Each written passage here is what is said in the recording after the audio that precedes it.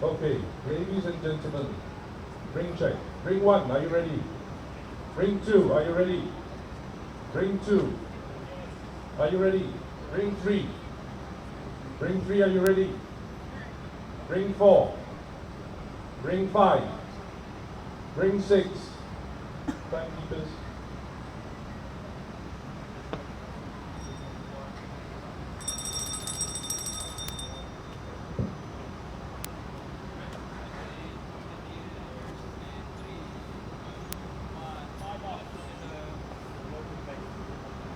We're here at the Tanglen Bowling Club in Singapore for this World Bowl Series event.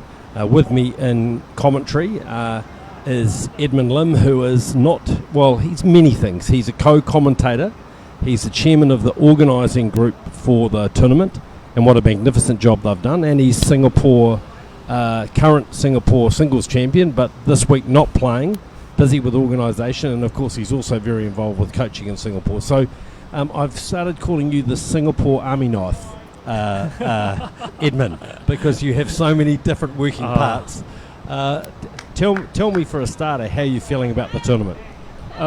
Well, it's a really good day for the Singapore team. I think, especially for the matches played at Tanglin Club. I think I'm very result focused right now. Unfortunately, because we're at the crucial end of the group stages, and in the next 4 hours, I guess we will determine who gets through to the knockout stages. Of course, some teams have already secured their places. But we do have some calculations of the best thirds and things like that, and many matches to play for. And I'm happy with the results so far, and the organisation. There's no punching and shouting and anything yet. Well, that's good to hear. Look, I can say as someone who's attended a lot of international bowling tournaments, this is one of the finest I've been at. The organisation has been fantastic. The legendary Singaporean hospitality has been on full show. We're going to bring you a really crunch game this afternoon. We're at the Tanglen Club, and right out in front of us we've got a key game. Edmund, talk us through the two combinations that we're going to be watching today. So we'll be watching India versus Evergreen Lawn Bowls Club, of which actually the 4 of them makes good, well-established players, right? We all know the strength of India so far. They have played 3, won 3, and sort of drawing top of the table with their current opponents, Evergreen Lawn Bowls Club, Chew Pok Man and Thomas Leong. So Chew Pok Man just recently represented Singapore in the indoors championship at Jersey? Yeah. Yep. Is it Guernsey. Guernsey. And I think he's been featured a few times on the live stream as well. So he's getting a bit of fame. Not that he wants it.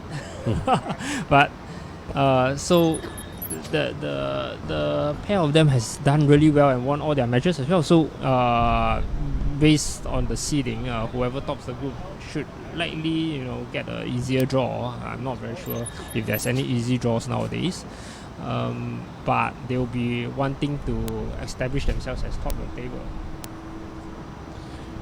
Well, it's going to be a great game being played just out in front of us here on Rink 1 at Tanglen. This unique bowling club perched on the 4th story of the very famous and prestigious Tanglen Club here in Singapore, surrounded by skyscrapers, and just a little bit of afternoon breeze has got up, which is cooling us down because it's been very hot here this morning, and so it's nice to have a bit of a break.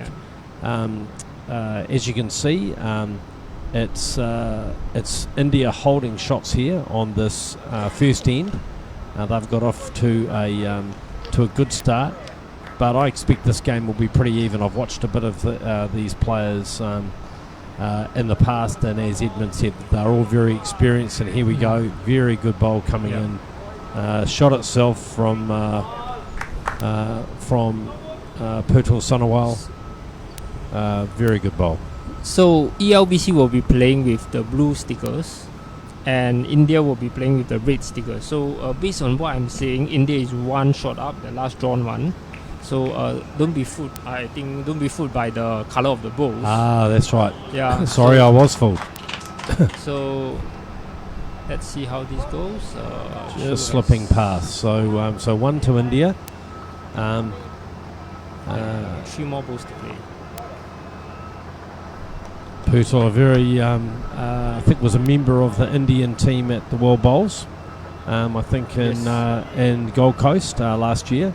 Played very well there. I watched him play. I think he played singles for them. I think at World Bowls. And I think at the Asia Long Bowls Championship as well, he went all the way to the finals. So he was a losing finalist for the men's singles. So a very steady draw player. What can we expect from the LBC skip? The LBC skip is a top drawer, one of the best draw players in the field, and he's currently probably ranked number 2 in Singapore. Thomas is probably ranked 5th or 7th in Singapore. So they're a strong field, and Chew in his early days, he's born in Hong Kong, and now he's a full-fledged Singaporean, 100% Singaporean. So in his spare time, he does go back to Hong Kong quite a bit and start joining competitions, right? So he has a lot of match play experience. 3 magnificent bowls from Putul Sonowal on that first end. Yep, showing his class. 3 bowls, 3 shots. I quite like that, Edmund. That'll be pretty good form if you can keep that up. Here's his last one, having drawn 2 and drew the shot itself, I think, with his last bowl. And you notice that he doesn't take much time on the green, on the mat, right? He steps on it, he goes. Yeah, very nice fluid delivery. Just one sight, takes his line off one sight. I know there'll be some New Zealand fans that have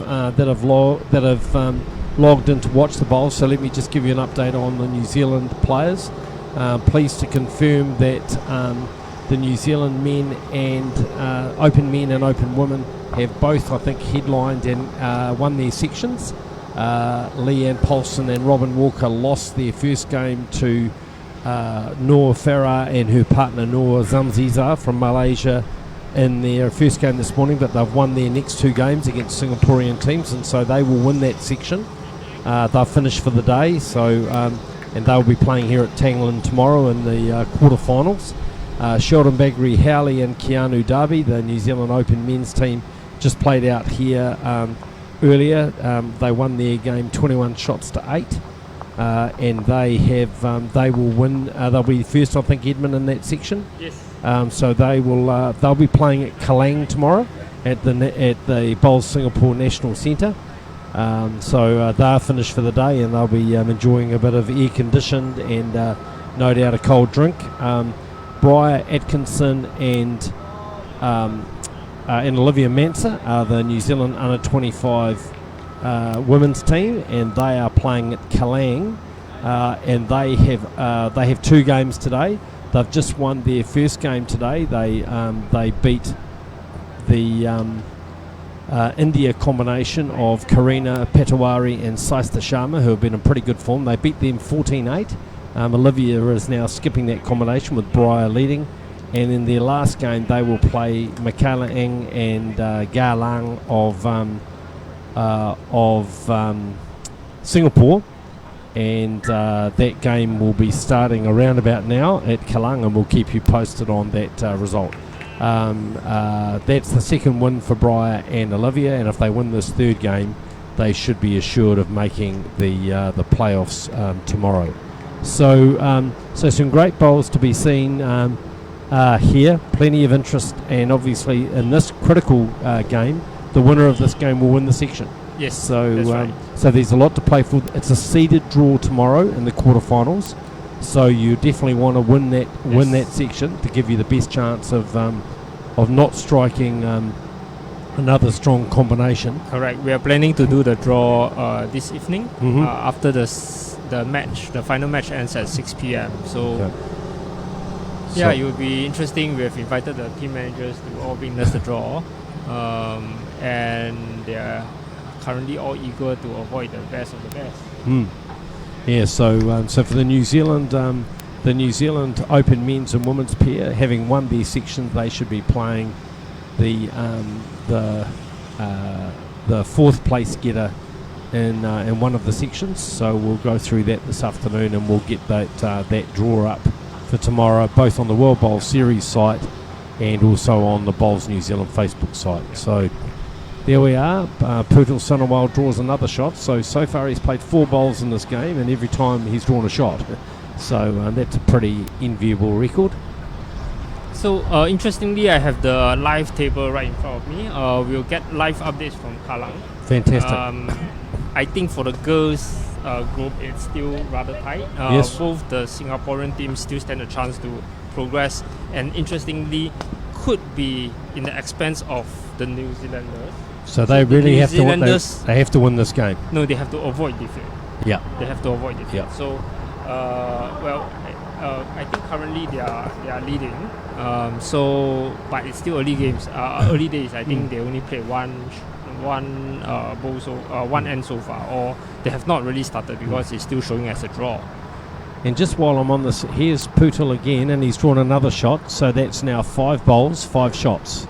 So I think that's probably almost a record, I think, in the commentary that I've done for many, many years. Particularly in team games. Sometimes in singles you can see someone dominating it, but a little surprising in team games. So India with 3 shots already on the board, and another 2 shots again from Putul Sunawal here. But this one looks like it might be a disruptor, or is it just going to slide through? Yeah, Just slides through, and I think India is still holding. That should be second. Tapanka, their lead, is just going to have a look. Yes, we got it's 2. Still Yeah. a perfect record for Putul. So Putul again with his 3rd bowl. Now, can he draw the 6th shot? It's on a pretty good line. Do you want to put money on that? Here it comes. Here it comes. Well, Oh, no, he no. just gets the wrong edge of his bowl. He knocks it closer. So I guess we can say he created a shot, because that was probably the bowl in the measure. But no, the run has completed. But it is Singapore holding shots here, and let's see what. It's India holding shots here. Let's see what the Singapore skip can do about this. It really does look like that. The Putul has taken away any home ground advantage that the ELBC team have here in Singapore. It's close. He's close, close. What a and that's the great shot. bowl. Yeah. What a great bowl Great under pressure. So play that very well. Bit of hometown knowledge. Yeah. Playing that tighter line on that hand. So we've played 2 ends. Lion City Cup Open men's event. And let's look at that that second bowl, first bowl just finishing through. Here came Putul with his last bowl, and just got the outside edge of his bowl, turned it around, so lay 2, and the perfect draw with the last bowl. And so it's 1 to Singapore, and we've played 3-1 after 3, played 2 ends, and it's 3-1 to Singapore. So looks like they are playing slightly a longer end, around 4 meters from the tee, from maximum, so 30 meters. Green here running about, I think, somewhere between 13-14 seconds. 14. Little slower sometimes in the sun, but we do have the benefit of a bit of shade on this end rink. As you can see, we're from the Tanglin Club Sports Complex. We've got tennis courts and squash courts underneath, and outside as well, with the tennis courts. And that's a pretty good opener from Chu. From Thomas. I mean, just drawing just jack level there. We'll get the players to move in a second for us. Yeah. They forgot. I Yep. reminded them before the match. Very easy to get engrossed in the game.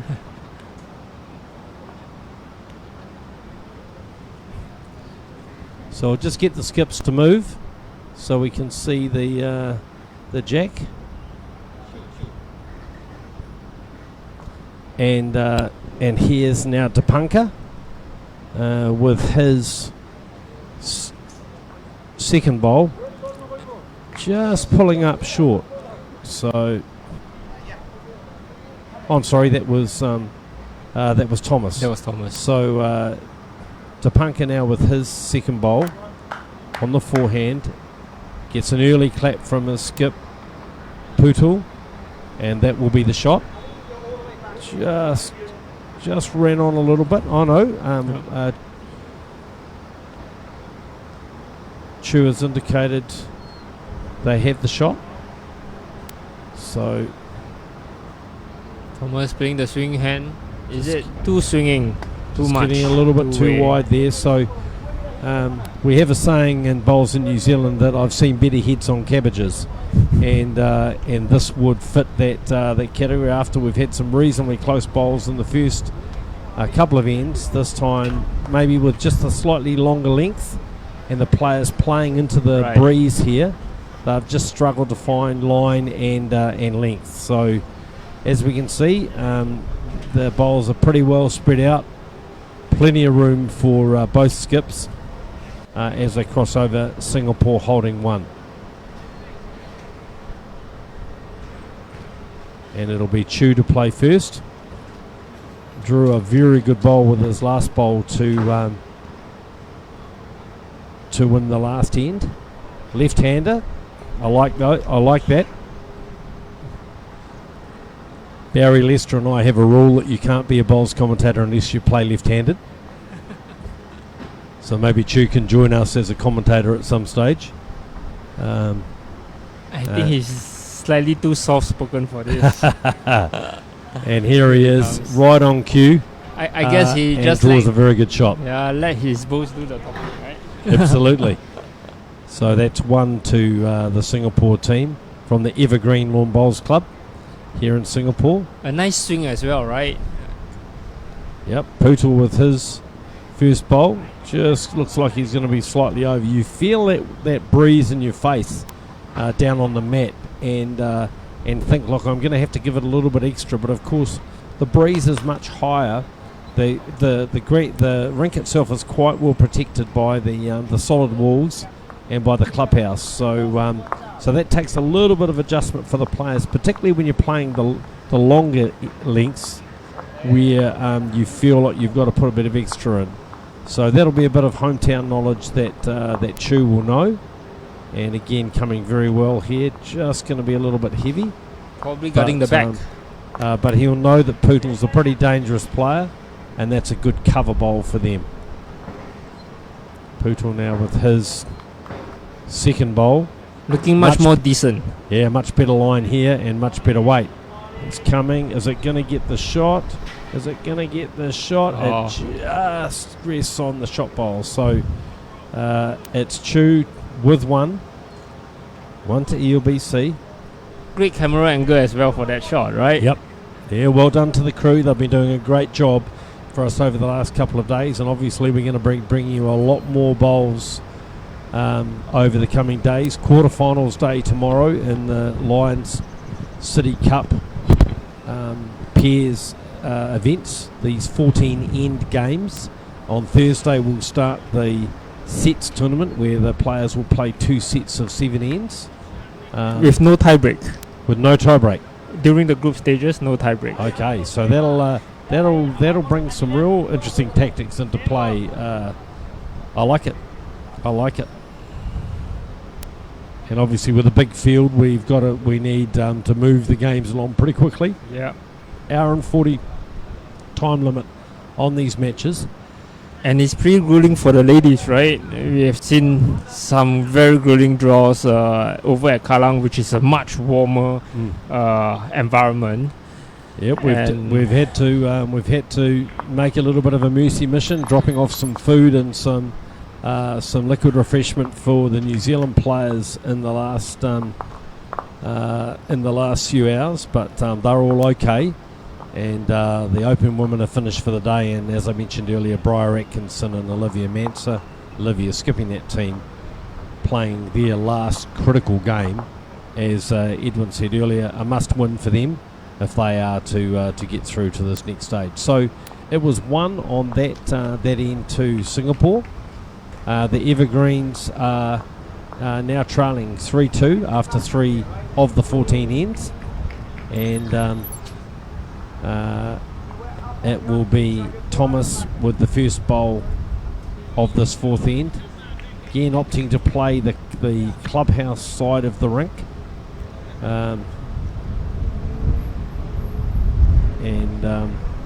This has, I think, been the more popular hand in the games that we've seen, and he's played a pretty good opener. That's a good opening bowl from Thomas. So currently, after one end over at the girls' side of the draw, Singapore team is leading 3-0 to New Zealand, but still very early days. I'm not counting the chickens yet, Brad. So we're going to have another one of our rivalries, are we, this afternoon, it is, Edwin? it is. All right. Okay. Well, well, hopefully it'll go better than the last time I commentated with you when the Singaporean team quite convincingly beat our girls team. But let's see how they go this afternoon. Here's another very good bowl from Thomas. Just again landing in a good spot. Putul just giving Tapanka a bit of a guide, just showing him where Jack Level is, just to give him a bit of a guide in terms of the weight. And Tapanka's responded quite nicely with a very good bowl here. Just still running on a little bit, but that'll finish in a good home. Gets an applause from Putul, his skipper. And Thomas with his last bowl. He looks a bit skinny here. Yep. Yeah, I think he's just missed his line a little bit here. The bowls are holding up there, just that breeze holding them. So yeah. So he has. He probably still counts there actually, but there's plenty of room. And as we've seen, both Chu and Putul are well and truly capable of drawing into that sort of space. Here's a better bowl from Tapanka. Again, nice bit of weight, just a little bit of weight on, but he's going to sit that back bowl, and down it goes. No, still stays up, so I'm going to call one to Singapore, one to Thomas and Chu, I think, there. The front bowl may even be in the count, so the wing bowl and the front bowl, let's see. Yeah, just they're playing away from our commentary position, so you can see Thomas just having a bit of a check, but I expect that there'll be a number of bowls inside that radius with the way that Putul and Chu have been playing so far in this game. Chu opting to stay on his forehand side. He drew a very good shot coming this way with his last bowl 2 ends ago, so obviously feeling confident about the line there. Let's see what he does this time. Also has his own bowl to turn up if he does happen to be a little bit wide, but I don't think he's going to need that. I think he's going to draw the absolute shot, and he has. Great bowl. Great bowl. Great bowl.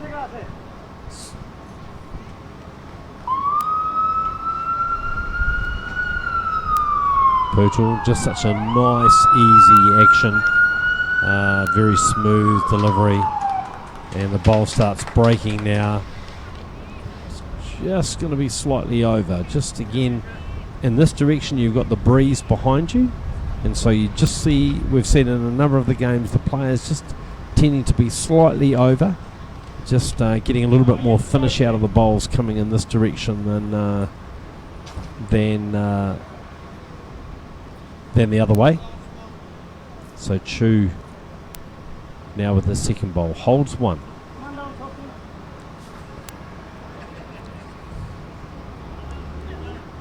It's on a good line again. It's on a very good line again. Has he got the speed? Nope. No. Just pulled up short. He'll be disappointed with that because he had everything to play for to turn his own bowls up. But nevertheless, he's holding shots. And as Putul Sonowal with his second bowl, and this is on a pretty good line, Edwin. Yeah, and just falling short. So Thomas again. Looks like India may be struggling a bit on the swinging hand here. So Chu just getting his instruction.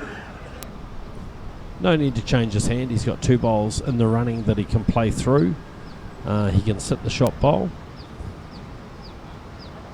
Let's see what he has in mind.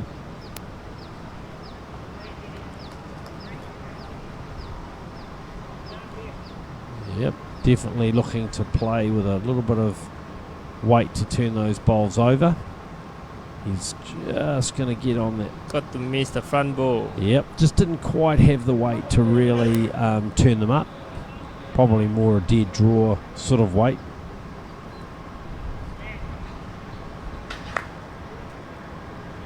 Now Pootle, what can he do with the last bowl? Better He's line close. this time. He's close. I think He he's got his looks- own bowl here. Ooh. Well, he turned. That's unlucky. If he'd got on the harder edge of that, he might have got. He might have turned it in for shot. So Could be 2, you know. Thomas Right. bowls may still be counting. I think so. So out comes one bowl. Thomas is going to measure. He'll look to first find which is the closest bowl of the Indian team. He's measured the back one. Now they obviously have decided that's the closest. So definitely 2. Just 2. That's And all they're the going to measure. So 2 shots it is. And we have a game. We do have a game. So here we see again Chu's first bowl. Just played this beautifully. Just drifting underneath for the shot itself. And 4-3 now. The Evergreen Lawn Bowls Club pairing. Chu and Thomas leading Pootle and Dipaka from India in this last round section play game of the Lion City Cup Open Men's Pairs event. Reminding everybody that the winner of this game will top the section, which is important because there are the post-section play will be seeded, and of course these players all vying for World Bowl Series ranking points. That's right. This is the first World Bowl Series ranking event in Asia. It's a silver level ranking event, and many of the players here are already ranked. I know that Pootle has a global ranking. He is he's ranked. Where are we? Pootle is ranked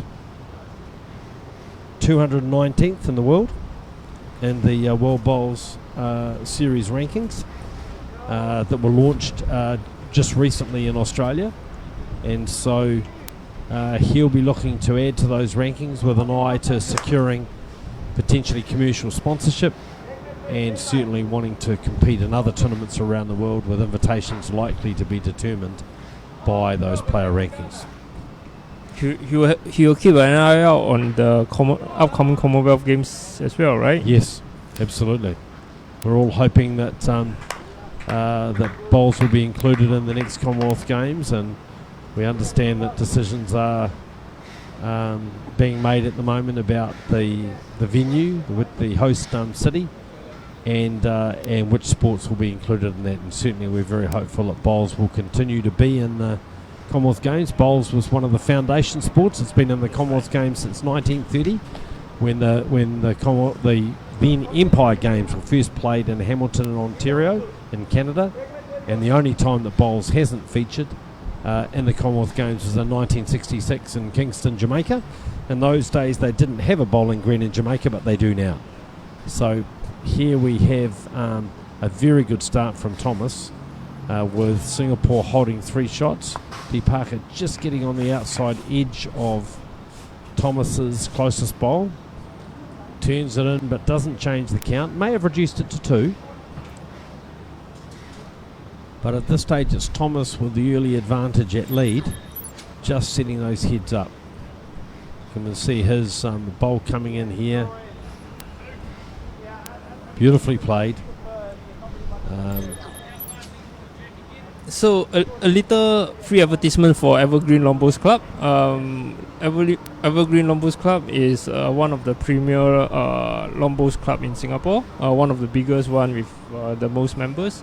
Primarily, it was first formed with a group of players from the Temasek group of companies that picked up the sports through one of their company events, right? And they never looked back. And now they have been playing bowls for nearly 30 years. This group of good friends.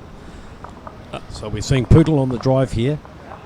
And Chu drawing the shot with his first bowl Mr. Hit. to give Singapore at least 3.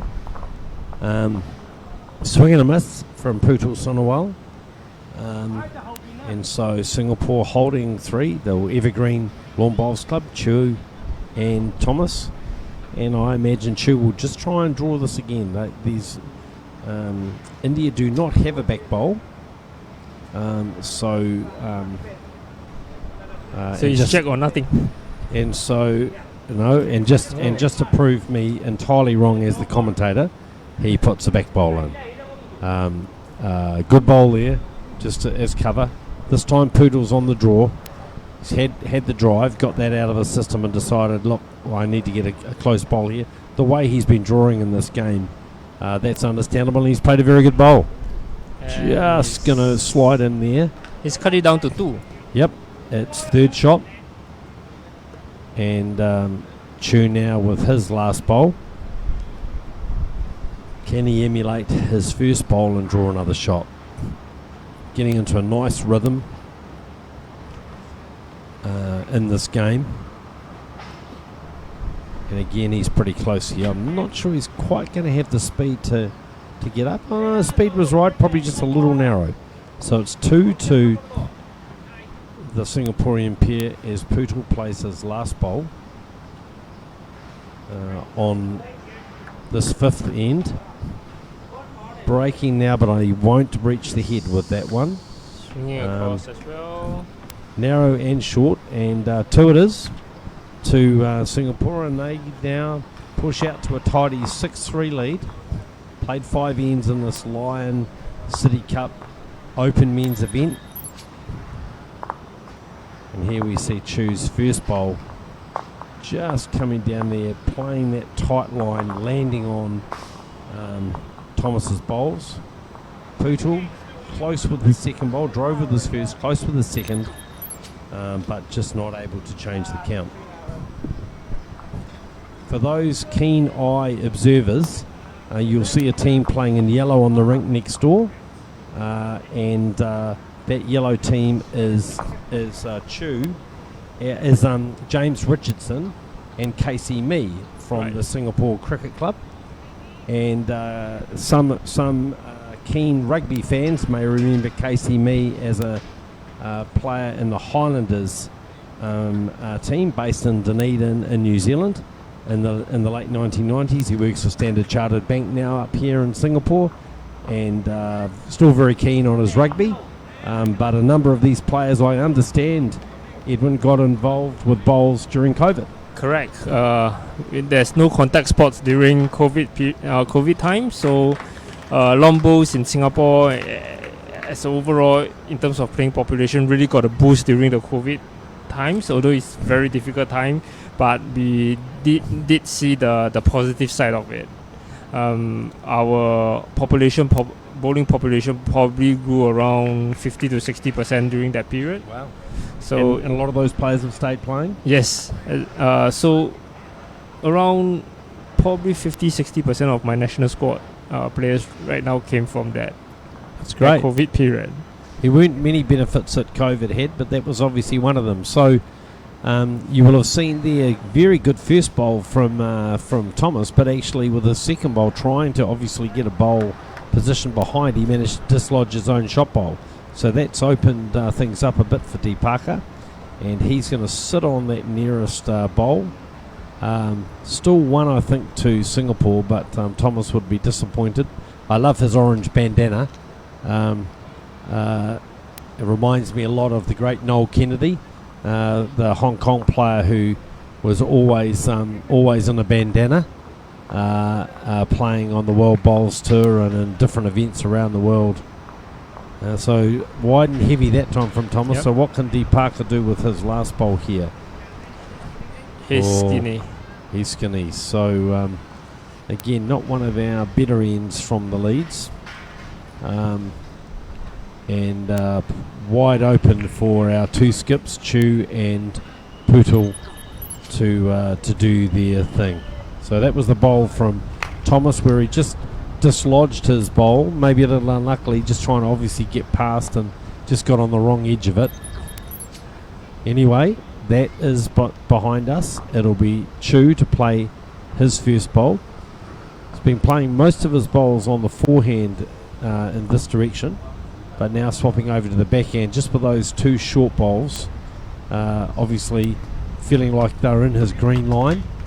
So he instead will play the backhand and looking to get one close, and he's just a little skinny. Just the forehand coming in this direction is quite tight, where I think the breeze just coming off the clubhouse is enabling the bowls to turn a little bit more. This is a better one from Putul. If he's got good speed here, this will be the shot. D. Parker certainly thinks so, and he's clapping. And sure enough, that looks... Oh no, still one to Singapore, signalled by Thomas. So just pulling up a little short.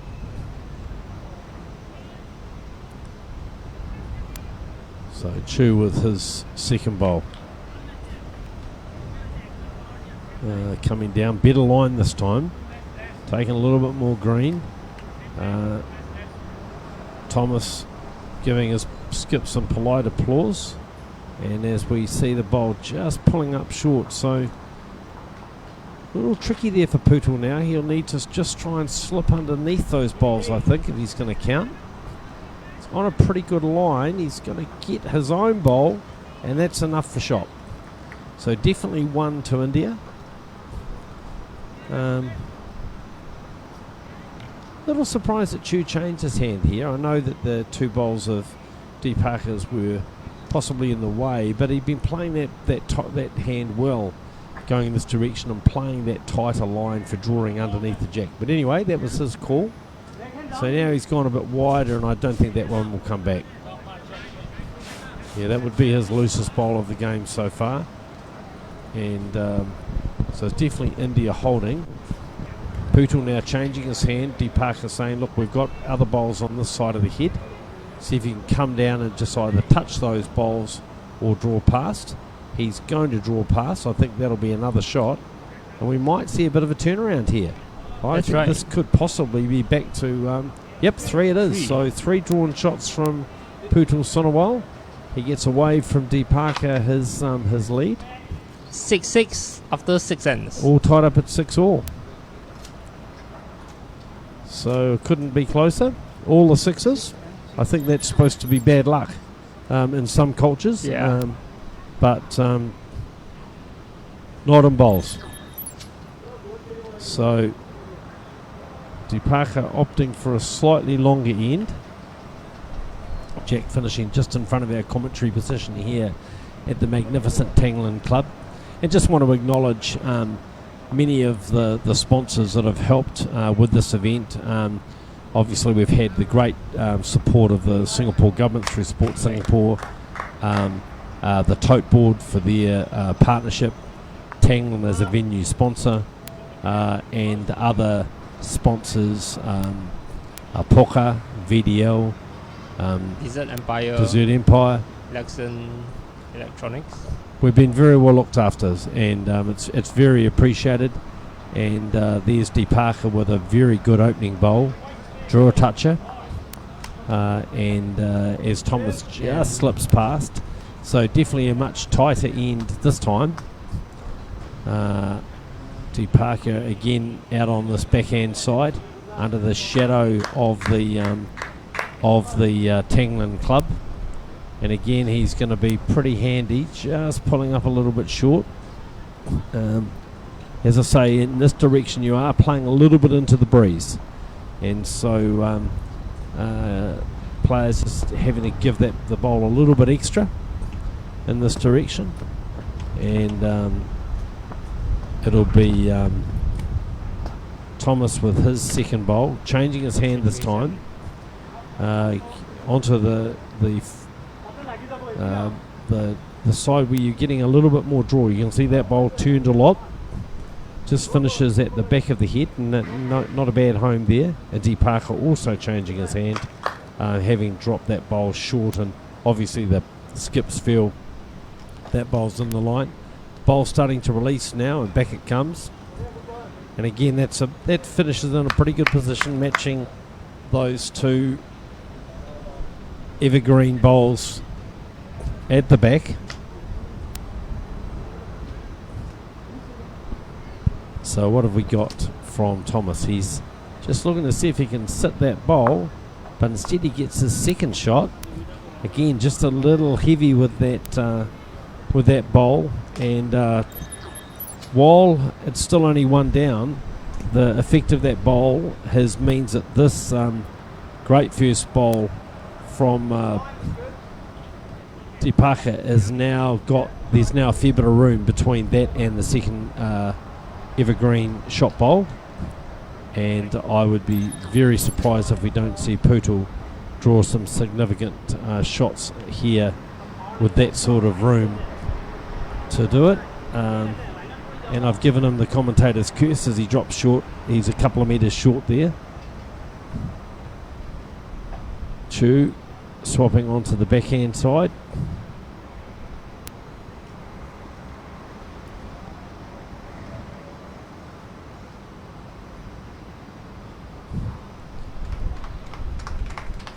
I can tell you in the game next door, it's Casey Mee and James Richardson leading the China A team by 10-5 in that game. So that's a strong performance from the Singapore Cricket Club team. Here it's 1 India.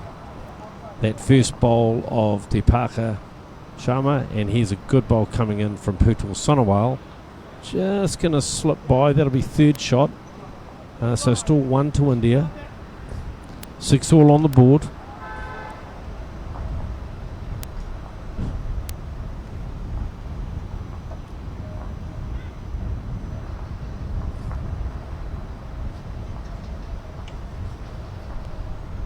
So what can Chu do with this, his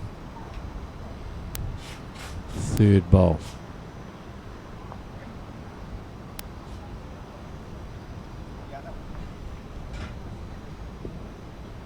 So he's out on a good line. Is he going to get past that bowl of Pootle Sonowal's? No, he won't.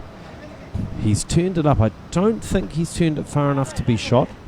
So I think still 1 to India, just the one.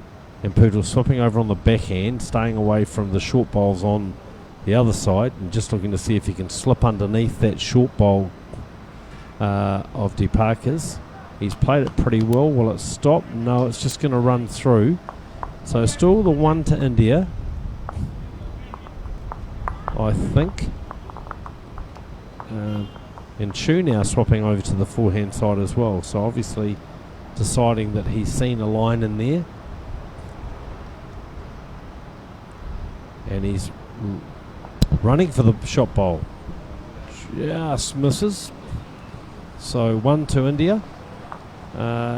And they go out, they lead 7 shots to 6 after 7 ends of this men's pairs game here at the Lion City Cup.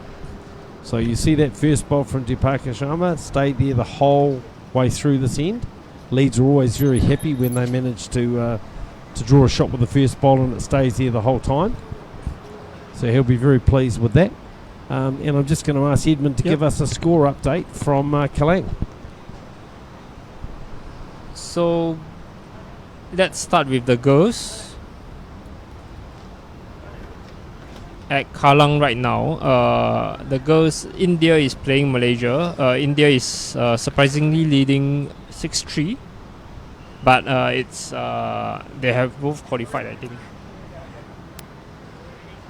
Hong Kong is currently playing Singapore A team, and the score is tied at 5-5 right now after 4 ends. And Singapore B team, Michaela Gill, is leading 7-4 against the team of New Zealand, Blair and Olivia,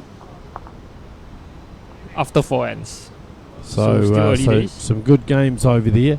Here at Tanglen, we've got India leading 7-6 and a good opening bowl there from Thomas.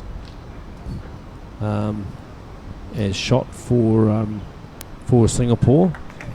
D. Parker playing his second bowl here. He's on a pretty good line too, starting to break now towards the head. A little bit overweight wise, but he's going to sit that back bowl, and he does, so that's definitely a shot, and he gets a big clap from Putul Sonowal, his skip.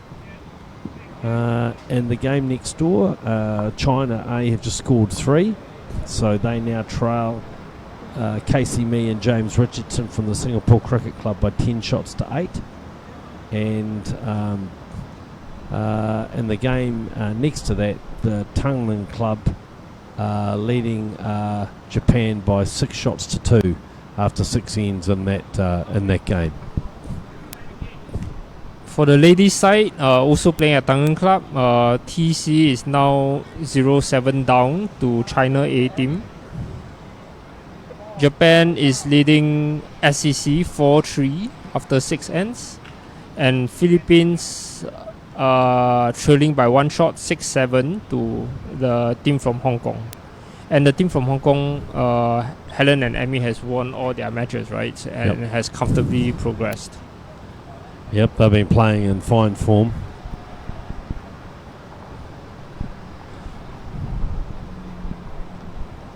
Alright, so here we are with the changeover. We can see this first bowl from Thomas, and Chu getting very excited about that, giving it a clap as it just broke into the head.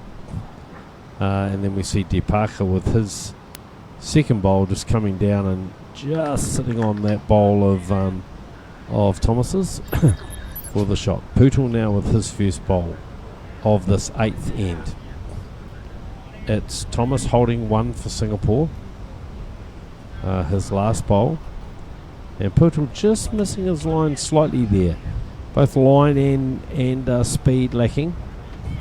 He'll be disappointed with that. After a strong start, a mighty strong start. Chu's still deciding to play that backhand. Drew some very good shots on the forehand side early in the game, but now just the way the head is sitting, just deciding he'll play the backhand side for him as a left-hander. And the bowl turning now, just out of the count, I think, but very well weighted. No mucking around from Putul Sonowal.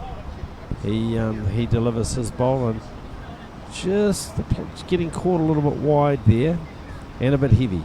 So made the adjustment from the first bowl, which was short, but unfortunately just overcorrected with both line and speed. Singapore holding shot. Can Chu add another one here? It looks a better line. Yep, definitely on a better line here, and you can see Thomas waving the bowl in. Starting to break now, and there it is. So De Parker just checking. No, he's saying, I think we're only 1 down. Putul on the run, looking for that bowl. Or, oh no, I'm sorry, he's not. He's drawing. I thought would he change his hand? Oh yes, he was. Looking to sort of play with weight to sit that bowl through. Just ended up being a little wide. Just playing that shot over the draw. They had a catcher at the back, 2 catchers actually from De Parker. So at this stage, we're pretty certain Singapore have at least 1 bowl, 1 shot. And Chu with the last bowl of this 8th end.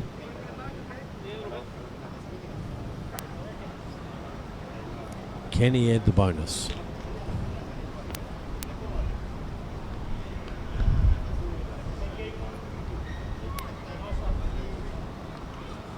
Looking now, plenty of interest from Thomas in this bowl. And there's the applause for the skipper. That's 2. That looks like 2 to me. T. Parker has a quick look. 2 it is. No mucking around. And Singapore back in front. A topsy-turvy top of the table clash here in this section of the men's pairs. And there you can see the last bowl, Thomas encouraging it. Sorry, that was the second bowl, and there's the last bowl, just slipping past there for another shot. So really good bowl from Chu. So we're over halfway. We've played 8 ends of the 14 in this final section play game of the men's pairs at the Lion City Cup. And it'll be Thomas to lead off for the Evergreen Lawn Bowls Club, Singapore's largest bowling club. One of the largest. Okay. And no stranger, of course, to playing here at the Tangland Club. Yeah. So a little bit of local knowledge goes a long way. Yeah, that would be disappointing for Thomas. Plenty of room there. You can see the wind. Yeah, you see the breeze just has got up a little bit. Can't necessarily feel it from where we're doing our commentary, but the players certainly can, and this is a great bowl from Deepaka. That's a good start. His best bowl for the last couple of ends, and gets a very polite applause from Putul Sonowal, his skip. Thomas off on a better line this time, and getting the interest of Chu, his skip. But again, just the slight over correction, just slipping by. Gets the indication from his skip that he's well heavy. Deepaka now again close with this bowl. He's played this one well. Just going to get a touch on the jack. Yeah, that's very well played. Making sure he's reaching. And that's 2 now to the Indian team. And it'll be in, as Thomas plays his last bowl on this 9th end. He'll be looking to get something a little closer for Chua's skip to work with. Now, just hopefully Chu will move so we can see where the bowl finishes. There it is, and he's played this pretty well. Is it going to make it? Yes, it does. Great bowl. Yep, the hat comes off. So Putul says to Deepaka, look, we've got 2 seconds there. You can afford to play up there with a bit of weight, and see if you can just push that bowl through. And he's played it pretty well here. Not sure he's quite going to have the weight. Had a beautiful line. Just dropping short. Yeah, he'd be disappointed with that. Tightened the line up, but then forgot to add the weight. So it's 1 to Singapore.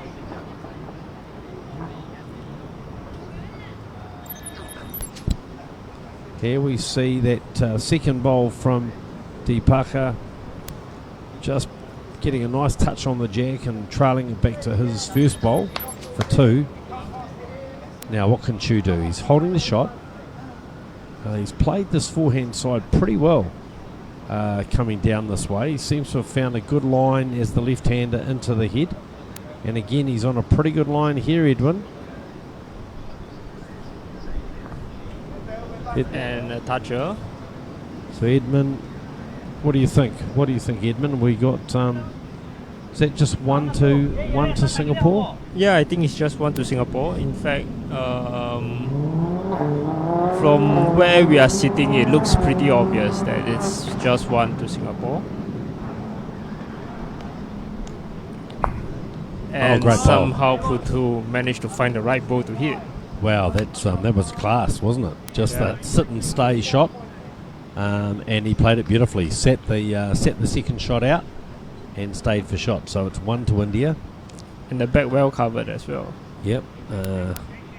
Chu now, he'll be looking to play a similar kind of shot, turning over his closest bowl, that brown bowl of Thomas's. just played it a fraction wide. Comes to a good home there. In fact, that brown Rather ball decent, right? Yeah, that brown ball is. Oh no, that's right. That is Thomas's bowl. So Pootle changing his hand on the forehand side, and the two skips are going to gallop up and have a look at this. We are playing with an hour and 40 time limit, but the players have been very good and very diligent about their time management with the games. So Thomas, I think, saying to Chu, look, you can come down and you can turn my ball onto the jack. We'll just get the players to move so we can see the head.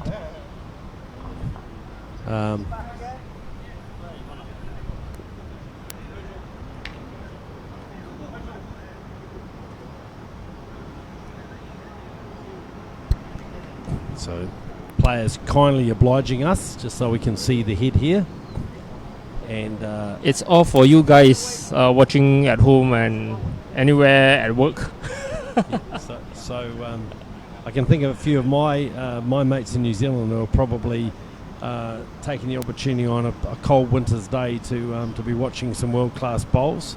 And here's Chu reaching up, looking for the shot bowl. He's just And he's gonna be close. He's just going to slide through. Great effort. Great attempt from the Singapore skip. Yep, you can see him slap his side. He knew he was close, but just was looking for a contact on either of those bowls or on the shot bowl. And it'll be Pootle holding one, so the game will be tied. And after 9 ends, and he'll be just looking to try and draw a second shot on this hand. And here he comes. He's close here. You can hear Deepaka. Here he comes. Is he going to sit down? Got the rest. Well, let's have a look. Got the rest. Thomas thinks it's just one. Deepaka having a good look. One it is. So just needed that bowl to sit down. You don't see the bowls sitting down so much on the artificial green here, just because it's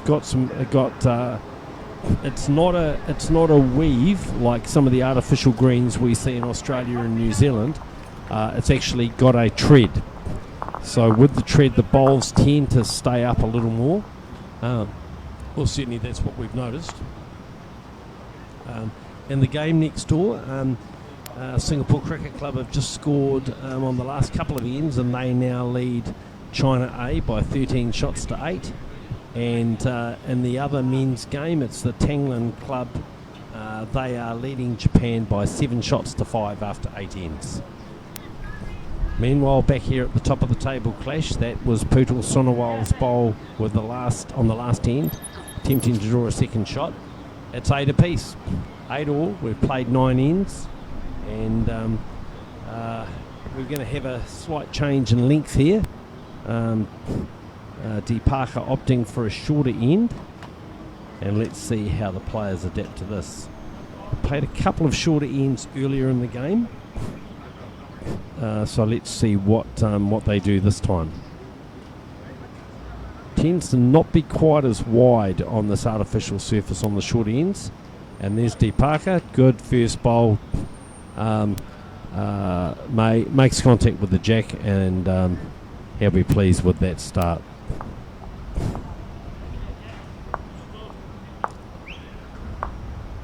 Edmund's going to dig out some scores for us from Kalang in a second.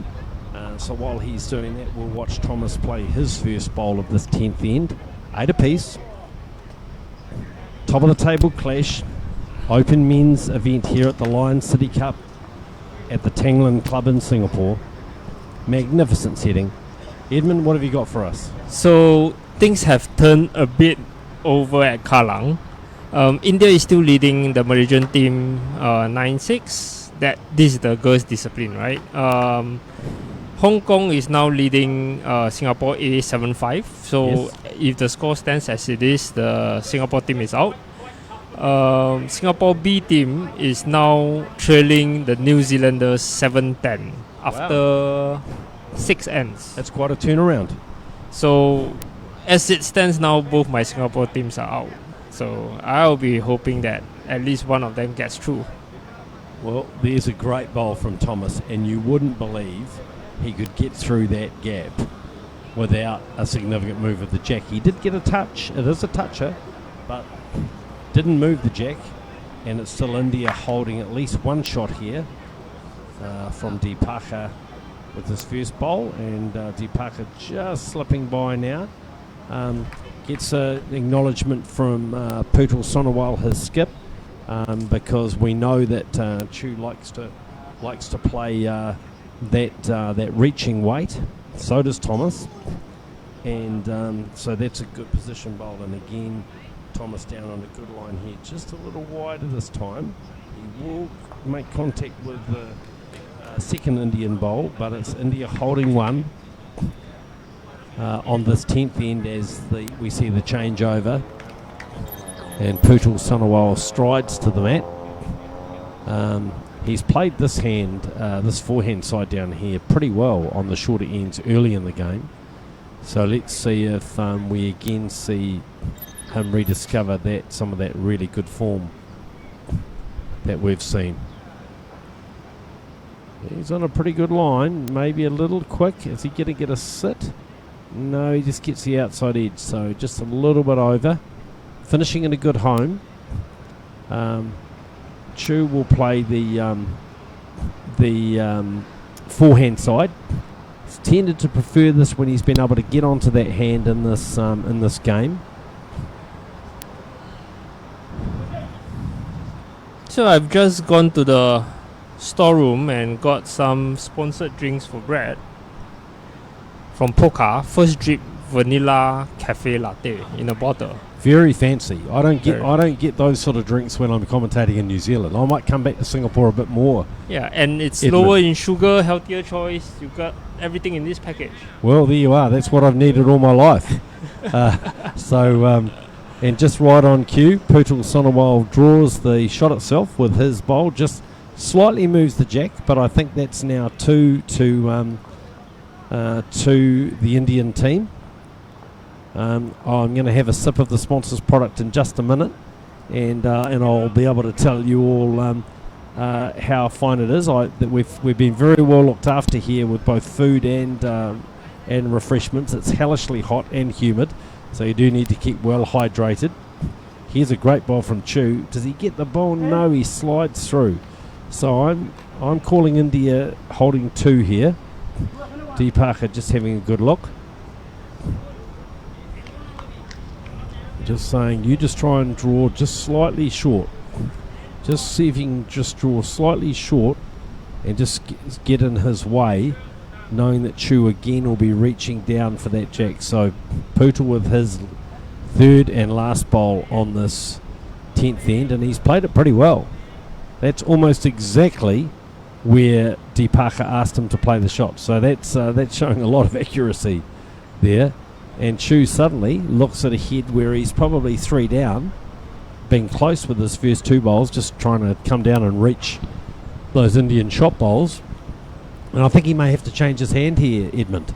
Yeah, it looks like it. Will he be able to sort of accurately gauge the green in a very tricky side of the green? It's it's near the ditch, but it still swings quite a bit. So sometimes the player gets a bit distracted with the ditch, right? And could this be a turning point? Scores tied at 8-all. India holding 3, probably their best end for some time in terms of the number of shots they're holding. Chu taking his time here. He knows the importance of this bowl. He's a very experienced campaigner, as we've heard earlier. I'm not a fan of licking your fingers with the bowl's been so dirty. Well, let's see if it makes a difference for him.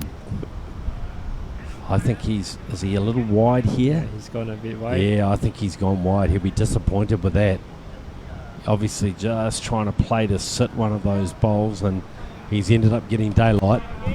And no argument about that. It's 3 to India, and they're out to 11-8. It's near the business end of the game, right? It sure is, and Two great bowls from Putul Sonowal there. Drew the shot with his second bowl just to trail the jack away, and then just dropped that bowl short at the instruction of Dee Parker. Short and a shot with his last bowl, forcing Chu, his opposing skip, to change his hand, and that proved to be a smart move, because Chu just getting a little wide as he was trying to reach up for that shot.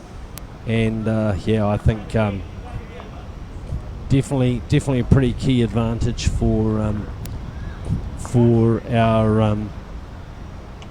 our Indian team here. India team just trying to change the length a bit here, playing a rather short one. Yeah, again opting for a shorter end. Remembering both of these teams will qualify. Yes, that's right. But so we will see them again in the tournament in the quarterfinals tomorrow. Though we won't see them on television, because we'll be streaming. We'll be streaming the boys' pairs and the women's here at Tangland, I think, tomorrow. Correct. That's correct. But you will still see them in the draw, and that's a great bowl from Dee Parker. Big, fine applause from Putul Sonowal, his skip, and that's exactly what you want to see when you just scored a 3. Exactly. Your lead drop one right on the jack. It's not a toucher, and early advantage on this 11th end to India. Putul, my Hindi's not great, but I think that was please try and get behind for me. And again, he's on a pretty good line here. He's just going to come underneath it, but he's played this very well. Yeah, I think Putul wanted him to be behind, but that's a pretty good bowl. That's another shot, just slightly low of the jack, but no damage, and good to have another bowl on the head. Better line this time by Thomas, but he's still starting to swing across. Yeah, just feel like he's just sort of reaching a little bit for the shot there, rather than just trying to draw a second shot. That's right. A lot of players make the mistake of trying to get the shot, where actually as a lead you're really just trying to build the head. It's your skip's job to get the shot, I always say, and it's the lead's job to set up the head. And on this end, it's been Dee Parker who has really done that job. He plays another good bowl. Probably not exactly where he wanted to finish, but given that Singapore don't have any bowls past the jack, certainly, there's limited risk for them at this stage. Thomas, better line this time. Still on the tight side and reaching up for this shot bowl. Is he going to get a connection on it? No, he's just going to slide past. But that's a much better bowl from Thomas. It gives Chu now something to play to. And you can see Putul and Dee Parker. Here's that first bowl from Dee Parker again on this 11th end. Ramming one right on top. Acknowledged by the skipper. And again with his third bowl just reaching in there. So I'm going to call a couple of shots at the moment to India. Measure for the third. And Putul with his first bowl. He's drawn another very good bowl here. Oh, a front toucher, magnificent bowl. And it sits down. We'll see the head in a minute. Thomas just moving forward to call Chu on the shot.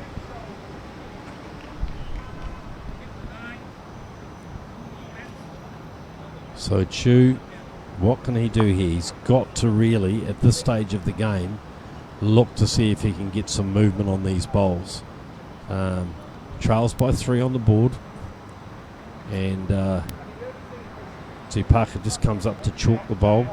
He's close, just going to run away. So you can see there's the 2 shots India has. So Dee Parker saying now to Putul, I need you behind. And Putul duly obliges. And he's come right around. Obviously that means that Chu will typically have to play with less weight.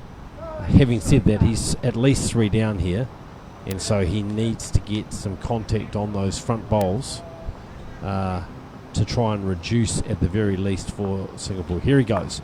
So he's going to get a contact here. What's he going to do with it? Well, he gets nothing. He gets his own bowl and punches it through. He has now got quite a few catches just in behind here. And Dipaka says to Putul, look, I need you to be just in the back here. See if you can cover this. ELBC is in all sorts of trouble this end. Well, he didn't get quite where he wanted to be, but I think he's drawn another shot. So this is kind of make or break time for the Singapore team. It looks like 5 from my angle. Yeah, it's at least 4, and I think potentially 5. So they're looking at the scoreboard. You know, really, it's pretty hard to get on drawing. It'll be pretty hard to reduce to any less than 2 shots with those 2 bowls sitting there by the jack. So the question is, does Chu try to reduce and limit the damage, or does he go for the doctor? They've got catching bowls just behind, but it is Putul Sonowal with his second bowl, who has the very back bowl. You can't quite see it on the screen, but it's behind Thomas on the screen. There's a brown bowl there. So the very back bowl is India's. So Chu, big bowl in the context of this game. I'm going to call this, that if this result doesn't change, we're going to see India take this match out. So he's playing with weight. He's closer. He's closer. He gets the connection. He gets the jack back. That's why you and need it's the best 1 back. to India. So great shot from Chu.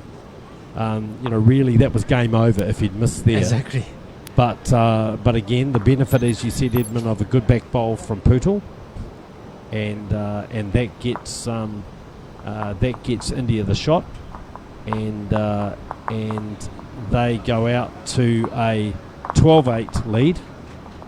Now after 12-8 now after 11 ends.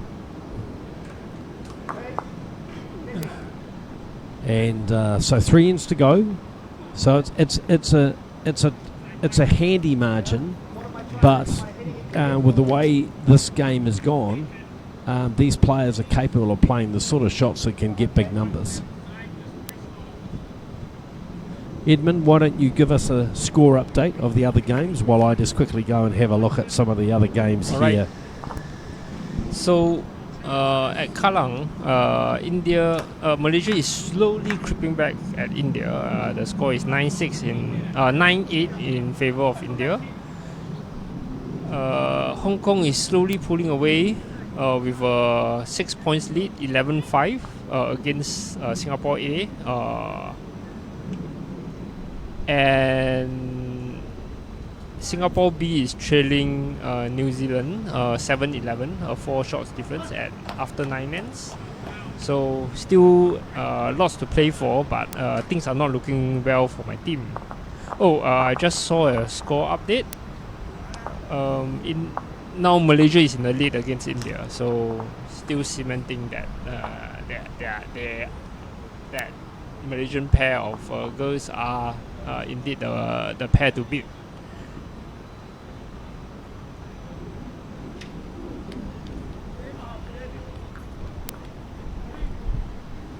A shout out to my team in Kallang doing the live score.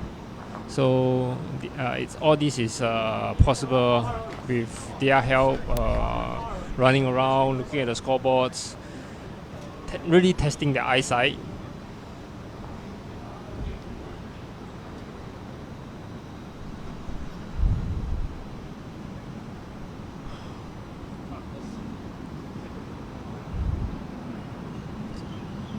So Dipankar has been getting better and better as the match goes on. So really putting a lot of pressure on the ELBC team.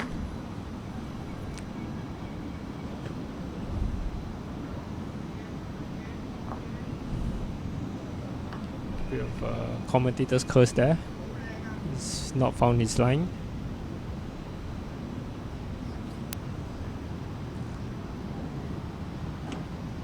And Thomas trying to relieve the pressure of Chu. If he's able to sit on the bunker.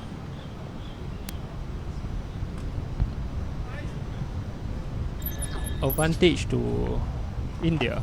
So I've just gone out and had a look at the conditions, and the wind's definitely got up. It's a little bit breezier, you know. You can see just the flags moving a little bit in the background here. So yeah, so that'll account for some of the challenges. But these players are playing very well. So Putul Sonowal with his first bowl, holding the shot, leading 12-8 should I say, after 11 ends. Tracking And nicely. He's played a cracker. Very good bowl. Another toucher. So I think we know what Chu will be doing here. Yeah, the He's- game plan is simple. He's got the catches, and he'll be looking to reach up here on his forehand side, left-hander. Yep, he's definitely reaching all right, but this time's gone a little bit too quick and wide. Perhaps a little bit of frustration in that shot, Edmund. He doesn't. They have the back bowl, but it's not. But it's a long way. It's not right at the back. Probably not the correct way to play. No, not the percentage shot when you've got two catches just behind there, and you've got two balls to sit on. You really want to give your bowler a chance to turn there. And you can see Putul Sonowal, he's going to try and cover that shot. And nicely tracking again. Yeah, he's played it very well. What a great bowl. And now it's What a great doubly ball. hard. Doubly hard for Yep. Chu. And looks like the straight shots may not be the percentage shot. That's right. As the hit gets bigger and bigger. Yep. Yeah, and the good thing with that is that now, if there is a contact, it's likely to either kill or the jack will go back, and India have that back bowl. So, yeah, not quite as much weight this time, and is he going to get the jack? Yes, he gets the jack, and he gets the Indian bowl. But I think it's 1-2 Singapore. Could be 3. No, that's Deepaka's bowl right at the back, which I think got turned back. So I think just the one, I think, to Singapore. Let's have a look. Chu will be coming up to look as well. Putul coming down here. Is he going to reach? Oh. No, he's going to fall short. He'll be disappointed with that. So, Shitty for Singapore. yep. So definitely 1-2 to Singapore. That brown bowl. That darker brown bowl is the bowl of Deepaka, which I think is the second shot there. So, very good bowl by Chu. That's twice now he's kept Singapore in the game by his aggressive play. And just while we're waiting, I can confirm that the vanilla cafe latte from Polka is a very nice drink. So Yeah. very refreshing here on a hot and humid Singapore day.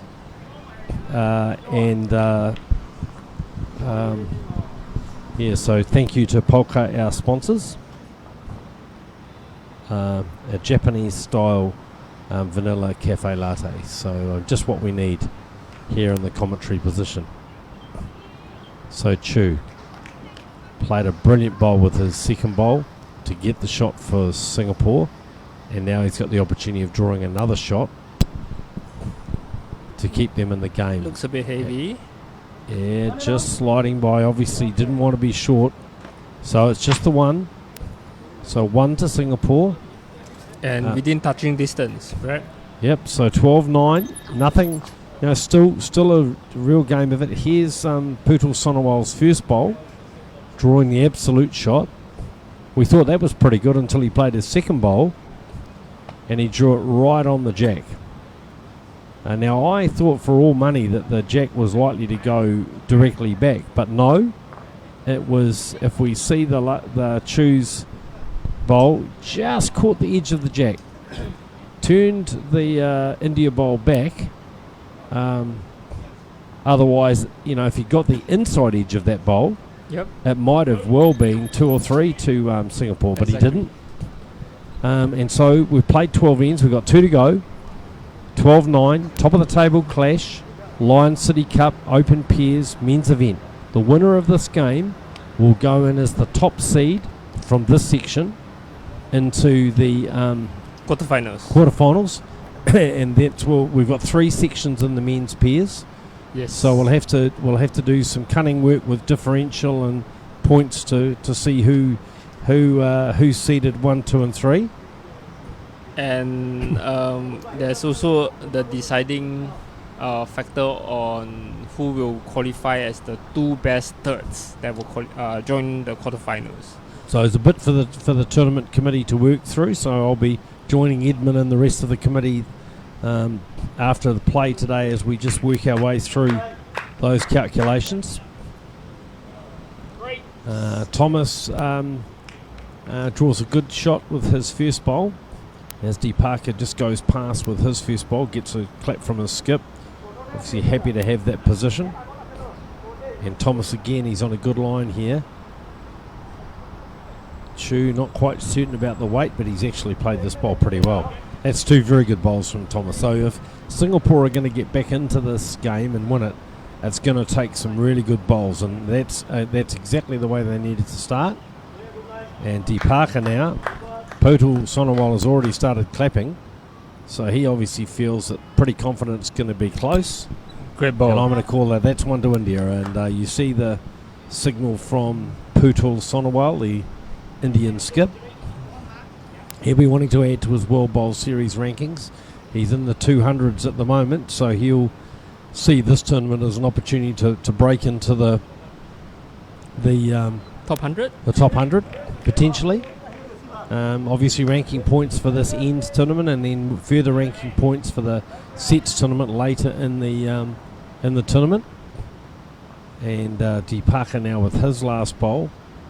Just breaking. Is he going to get inside that second shot? No, Probably he's going not. to lie in between the 2 red balls. Yeah, it's a pretty good place there, and he gets a clap from Putul Sonowal as a result. So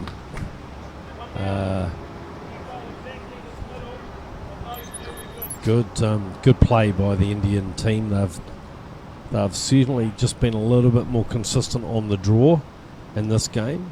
But it's been Chu who's really kept the Singapore team in the game with some really wonderful shot play, driving, running, playing weighted shots, drawn some good shots too. But it's been those attacking shots that's kept Singapore in it.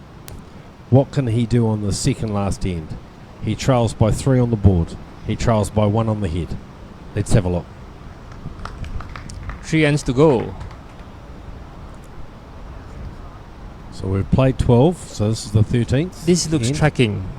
Yep. This he's ball close. looks tracking. He's close. Great And ball. he's done it. Yep. So 1 shot to Singapore at least. D. Parker having a look. So Putul will be on his backhand. Nice nest of bowls here to draw into. If the leads move out of the way, we'll be able to see this shot. I'll call it from the commentary position. He's just going to slip underneath. So it's Singapore holding 2. And Chu looking to add.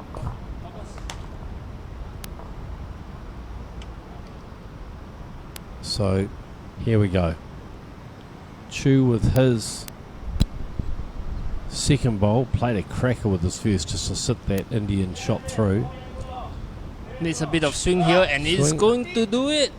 Yep, that's another That's shot. 3. So that's 3. And the game That's is 3. really on. The game is really on. So does Putul Sonowal attack here? Yep. Yeah, so you can see just getting the moisture off his hands. He's on the forehand, and he's going to be attacking. And here it goes. Has he got the bowl? No. So a thud as those bowls hit the bank. But it's Singapore holding 3. So we have the tying shots on the head here. 1 ball each. Left. So what does Chu do here? He's got no back bowls that I can see. Let me just have a look from my position. No, so no all back of the back bowls are India's. So does Chu try and draw another shot here, or does he play a back bowl? I would. You only live once. Yep, so you try and draw another shot, Edmund. I would. Yeah, well, I think it's pretty hard to get the jack back, but it is a reasonably sized target. So let's see what Chu does. Yeah, I think he's looking to get to the back. Yeah. Just coming past him And there, and he's played that pretty well. Yeah. So he's gone for the tee. And he's got the tee. So he's got the tee. Some contemplating for the Indians to do. So Deepaka saying, look, I don't think you need to drive that. We've got. Ladies and gentlemen, you have 15 minutes left. 15 minutes remaining. So he's playing a runner, and he's on a good line here. Oh, he's not got a turn. He gets one. He takes one out. So reduces it to 2. Wasn't quite the shot I think that Deepaka wanted him to play. I think he wanted him to play with a little bit more controlled weight. But at the end of the day, you've got to choose the shot that works for you. And so it's 2 to Singapore. We play the last end of this top of the table clash, and it almost couldn't be closer. 12-11 to India over the Evergreen Lawn Bowls Club combination of Thomas and Chu here in Singapore. It was the second bowl from Putul Sonowal, just wide, and again with his last bowl, again wide, but just close enough to get one of those bowls. And it's 2 to the Singapore combination, last end, and wow, we've had some cliffhanger games already in this tournament, and the fighting spirit of many of these players is on display. And you've seen some great bowls from Chu to keep his team in this. You know, obviously determined to finish top of their section. And now let's see what the last 10 brings us. So Thomas has the first bowl, and he's just a little narrow with his first. Quite a nice draw on that side as the breeze just comes off the clubhouse, and I think that contributes to a nice draw on that side. Deepaka with his first bowl. Bit of line here. And you can see him starting to break into the head now. And he's played that pretty well. A little over, but that's a good opener from the Indian lead. 1 to India. Draws do count here. So if it's a draw, then we'll be back on countback to determine who wins the section. So let's look for this.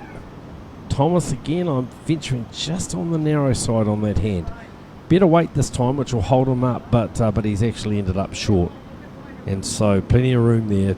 Deepaka, what can he do? Can he play the decisive bowl here that really sets it up for India? It's on a good line. Again, just slightly over, but another shot. So there's a metre in there to draw. And Thomas well capable of drawing that shot.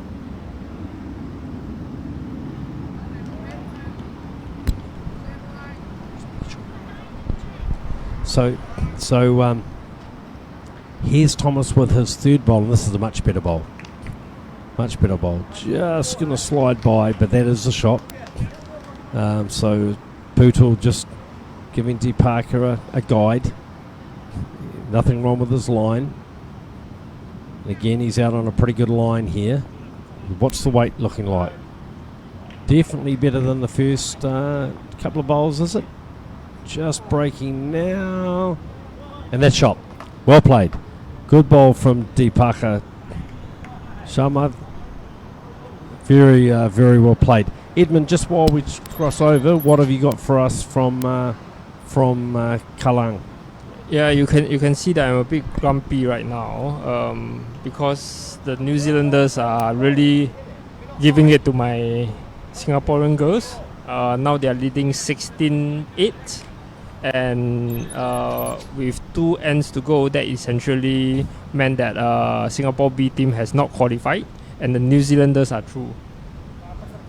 Well, obviously wearing my New Zealand hat, I'm very very pleased about that. The New Zealand team lost their first 2 games, then swapped around and Olivia Manson went to skip and Briar Atkinson to lead, and that seems to have been the magic tonic for them, and they've been unbeaten since then, and I know they'll go into tomorrow feeling a little bit more confident than they did last night. So good bowl from Chu there. That looks like it might be the shot. Deepaka having a good look there just to see who's got shot. Putul Sonowal, he's drawn some very good shots on in this game. So let's see what he's got in store for us this time. Again on a pretty good line here. Breaking into the head now. Breaking into the head now. He sits on those bowls. The leads have a look here. No, it's one we think to Singapore. Draws do count here, don't they, Edmund? Yes, so draw. So if this game is drawn, we'll be down to count back.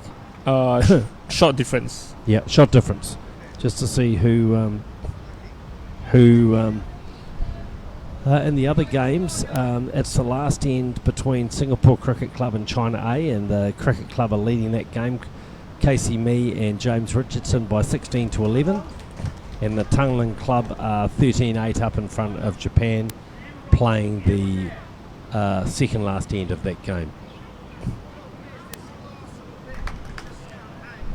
Putul Sonowal drawing down again. He's on a good line here. Breaking into the head now. Breaking into the head now. And it sits down. Yes, one it is to India. You can see the excitement and how much this means to these players.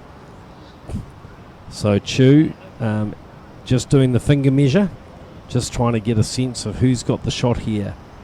He's been a magician in this game. He's played some amazing bowls to keep Singapore in it.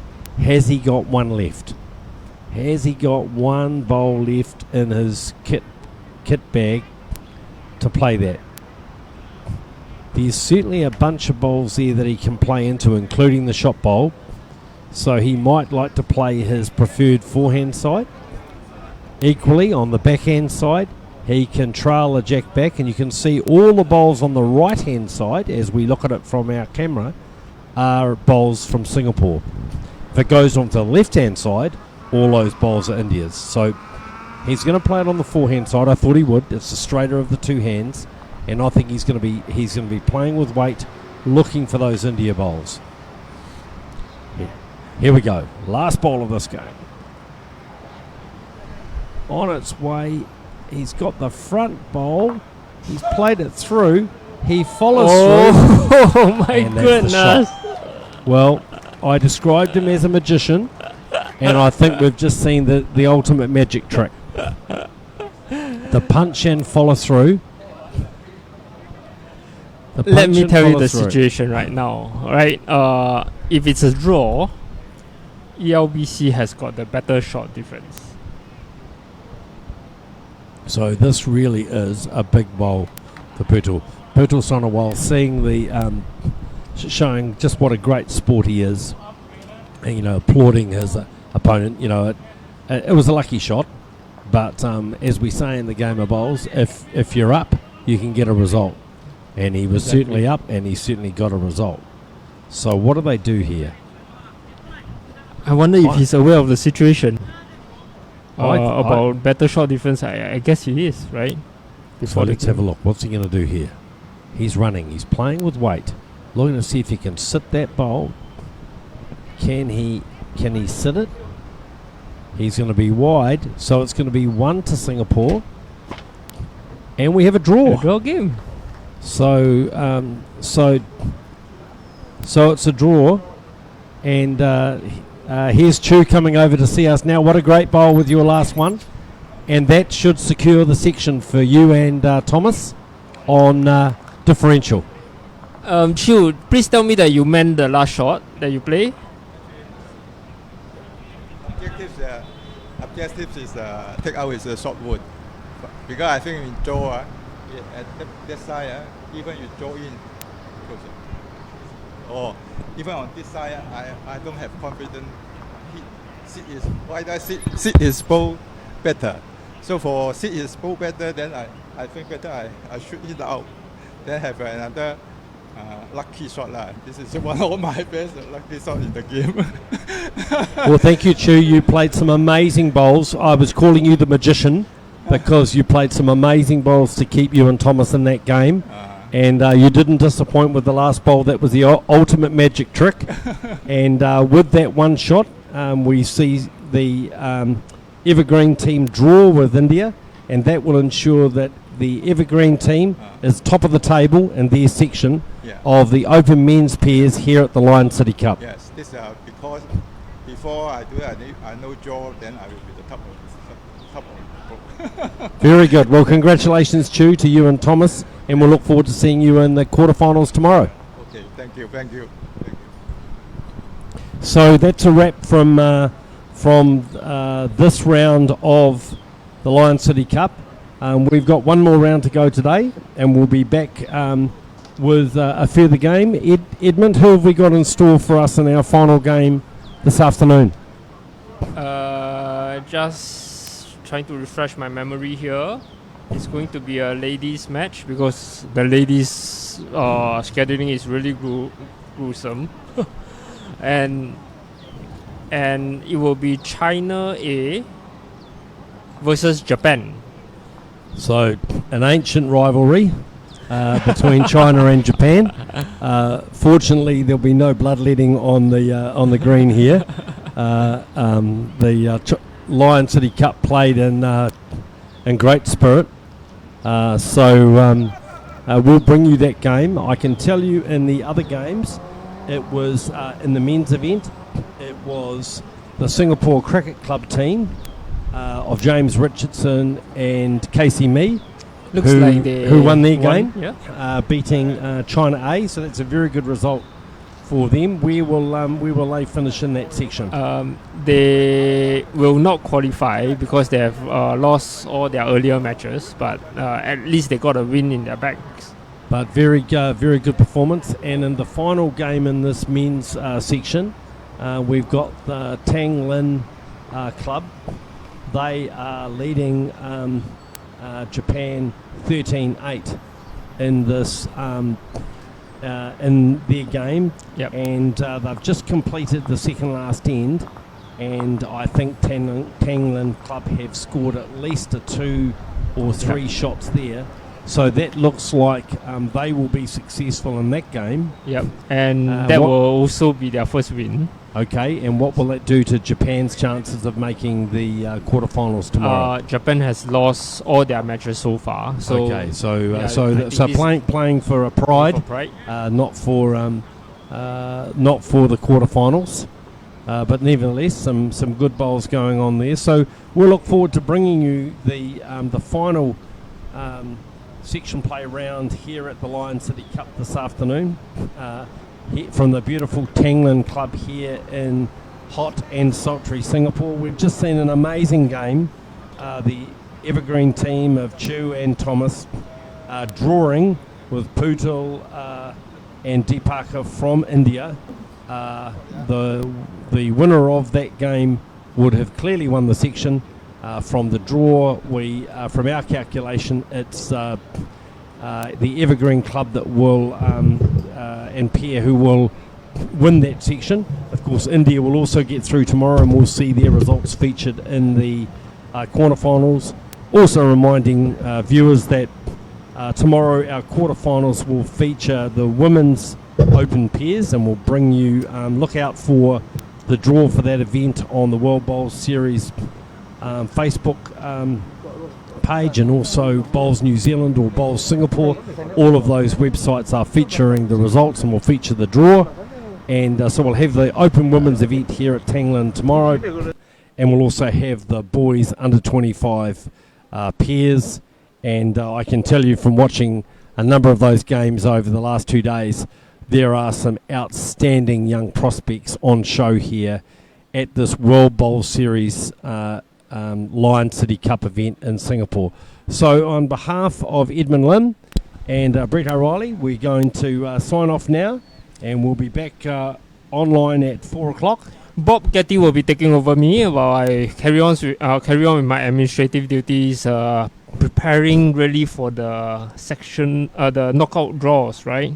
All right, well, Edmund, I'll see you in the tournament committee later, and it'll be great to have Bob next to me again. We did the first round yesterday, and I know he's an expert on all things about the Tangland Club, and so we'll hopefully be able to give our viewers a little bit more insight into this amazing venue. As I've said over the last 2 days, the only bowling green on the fourth story of a building, I believe, anywhere in the world, and certainly a magnificent venue. Until then, we're signing off from the Lion City Cup.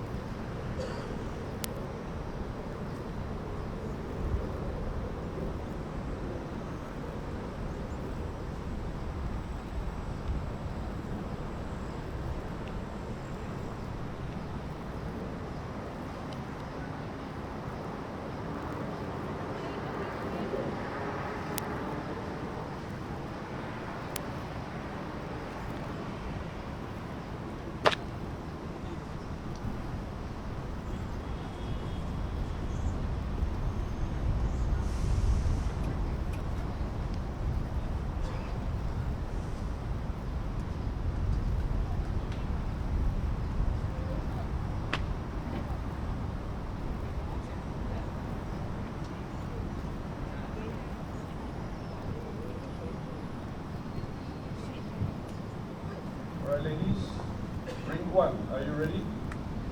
Bring 2. Bring 3. Are you ready? Okay.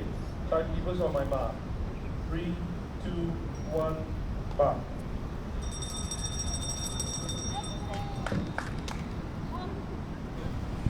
Welcome back to the Lion City Cup. We're here in Singapore at the Tanglin Club, and we're in the final round of section play. The game we're going to bring you this afternoon is really a pretty critical game. And the game is between China and Japan. So the situation in their section, and there are 2 sections in the women's pairs, the top 4 qualify in each section. So already guaranteed a place in the quarterfinals tomorrow, which will be played here at the Tanglin Club, Hong Kong and Singapore. Japan lie 3rd in the section, and depending on the final results, they should be able to get through to the quarterfinals. However, for China A, the story is different. They need a commanding performance in this game to ensure that they give themselves a chance of getting through. And we've also got a chance that the Philippines or Singapore Cricket Club could also get through as that 4th qualifier.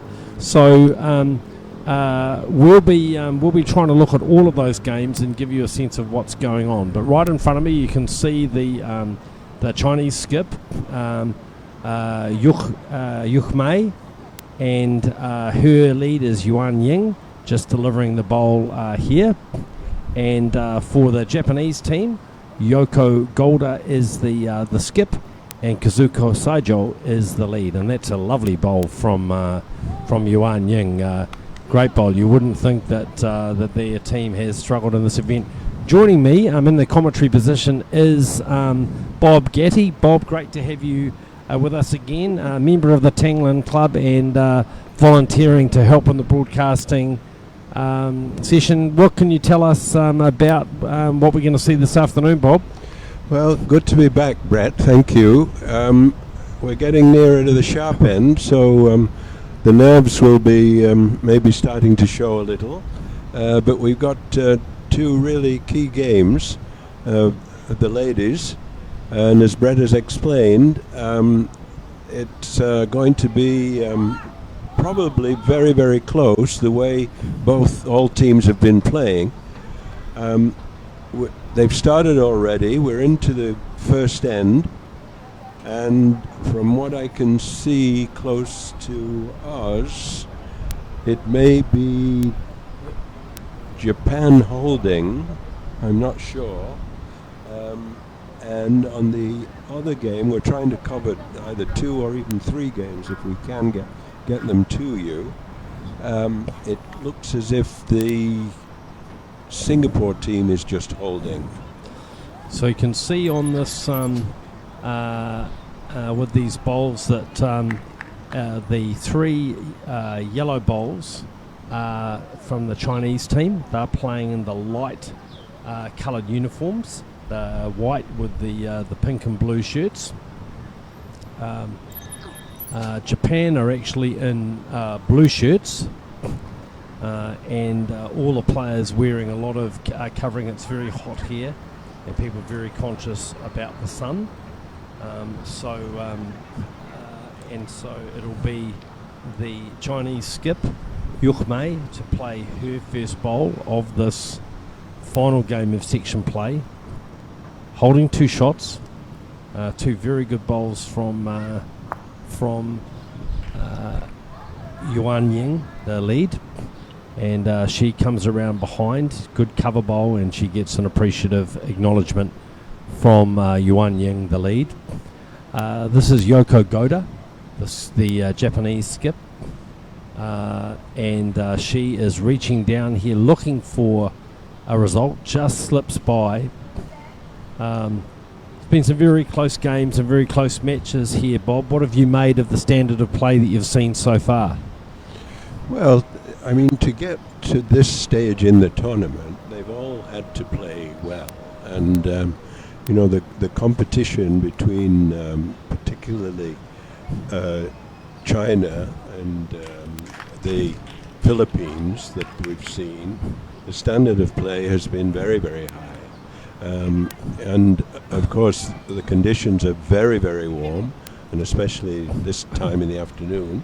So it's going to be quite demanding a game now.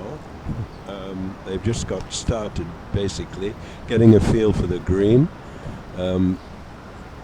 So we've got China holding one, Yuk Mei just trailing the jack away for the shot, and then Yoko Goda playing a very good bowl just to turn up one of their bowls for second shot. So currently China holding one. They need to win this game by a large margin, so they're going to have to pour on the pressure early to try and get out to a decent margin.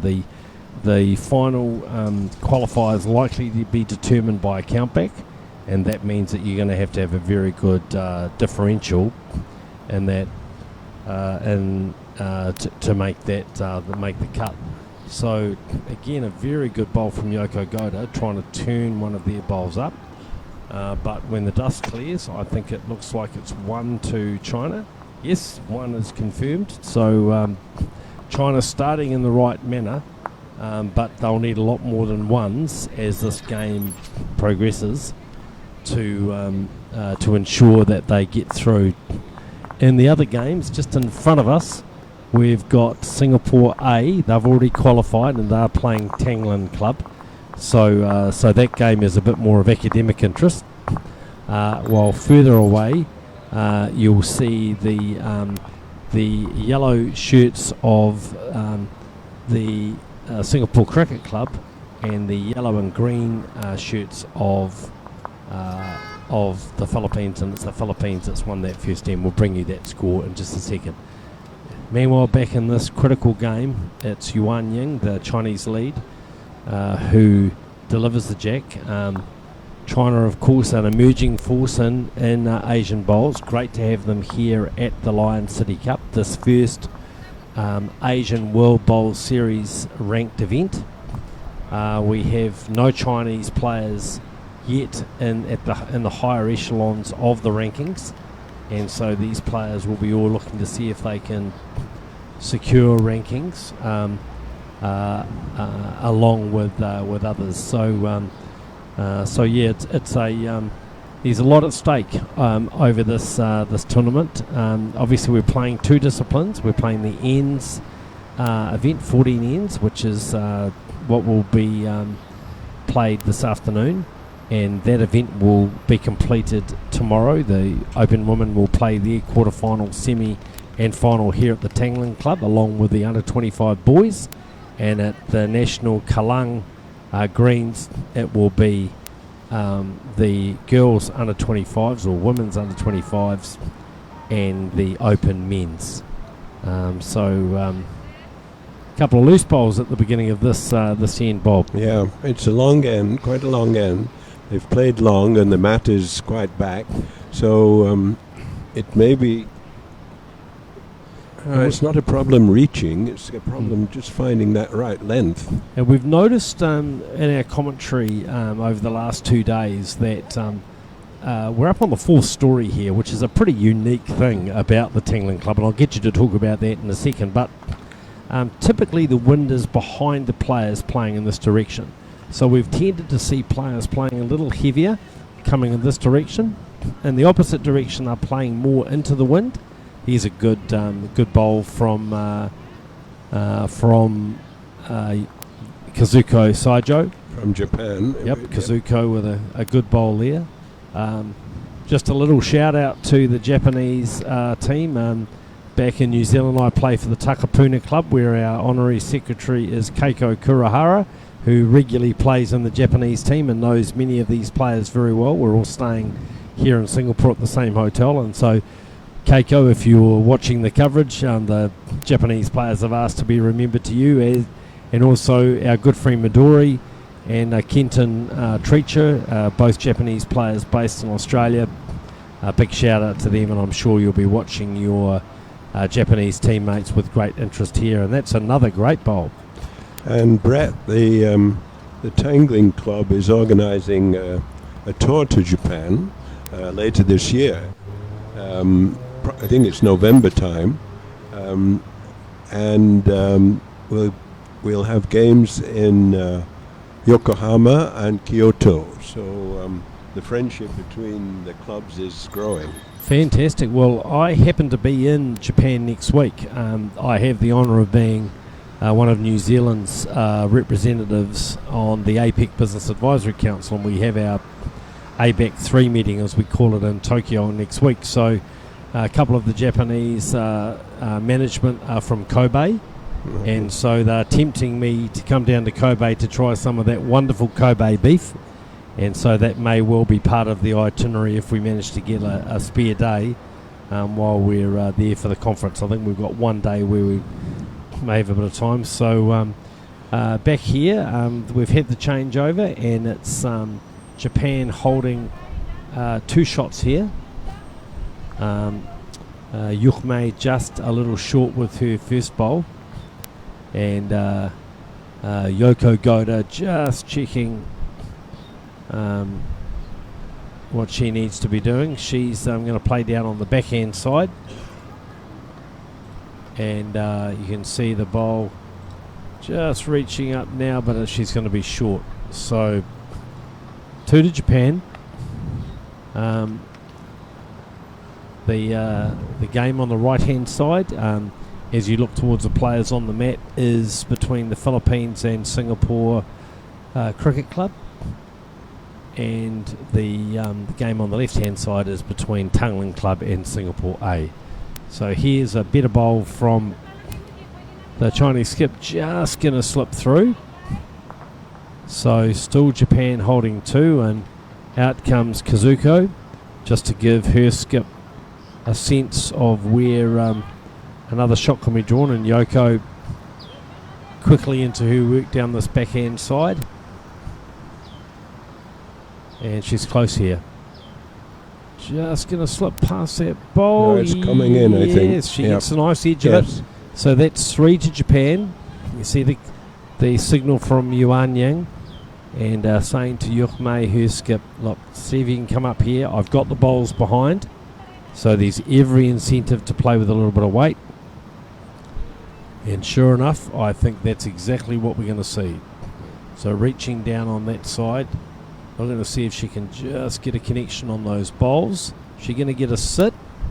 She going to get a sit? Well, no, she actually drew the shot. Well played. Yes, it's holding, I think. Yep. Brett. Yeah, one it is. Yep. I thought based on the way she's been playing that she was likely to play with a bit of weight, but commentator's curse. She showed us just how to draw a shot, and now it's Yoko Goda who will be coming down here looking to try and sit the bowl or see if she can just get a result. She's close here. She may be on the jack. She just slips by. So it's another 1 to China A. The combination of Yuhmei and Yuan Ying, and they now lead 2-0 after 2 ends. And there you can see just that first bowl of Yuhmei just falling short. There was the good bowl from Yoko Goda, just coming off that Chinese bowl, but it was this bowl from Yuhmei which secured the end for China. So 2-0 to them. And I can see, Brett, that the Philippines is 2-1 ahead of Singapore. Again, they're playing the long end. So it's going to be a good test. Conditions pretty good here. Obviously humid, but starting to cool down as we get towards the end of a beautiful day here in Singapore. It's Yuan Ying with her first bowl and just slipping past the jack, but that's finishing in a pretty good home here at Tanglin. So up on the 4th story of this magnificent sports complex, it must be a great place to play bowls, Bob. It really is, Brett. I mean, we're very fortunate. I don't want to speak too loudly because the person very, very much responsible for it Mr. Roger Kimpton, is within hearing, and he always likes me to talk about him. But it was Roger's determination that has got us to this stage. We had a little bit of an iteration with the first laying of the green, but by trial and error we got it right, and now we're able to host this level of tournament. Well, I can say the green's been playing very well. You know, I've now watched 2 days of bowls here. The rinks look pretty true to me. You know, you get the odd little bump here and there, but very few on this surface. It's not a weave; it's more of a texture surface. And I think, you know, the bowls have been pretty much doing what you would expect them to do, and that's all you can ask for at this level on artificial. So I think, you know, the club has invested in a great asset here, and I know the players are really enjoying the facility. And you mentioned Roger Kimpton. He and Edmund Lim and the organising team here have really done a magnificent job. I mean, this is an international tournament, not just in name, but in the way it's organised, the way the players and officials and supporters are looked after. Nothing is too much trouble. We've had the odd issue with heat, we've had the odd issue with diet, and we've had the odd issue with transport, and nothing's been a problem.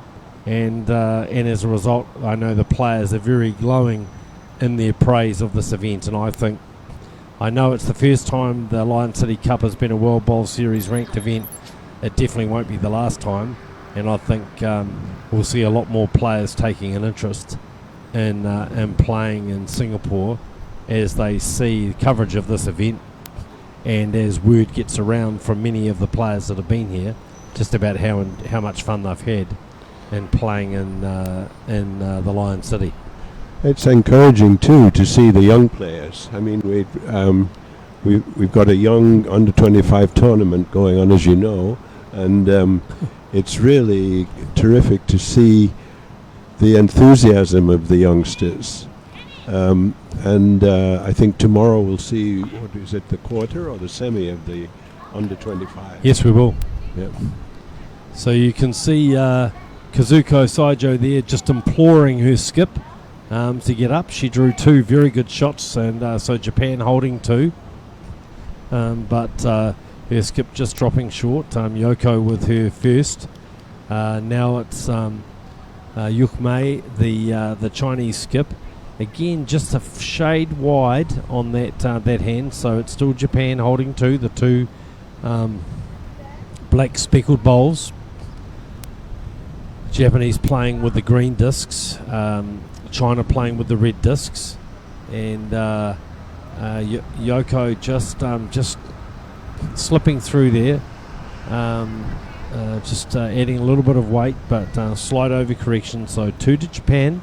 It's China leading 2-0 in after 2 ends of this 14-end section play game, reminding viewers that China needs to win this game convincingly if they are to qualify for the quarterfinals tomorrow.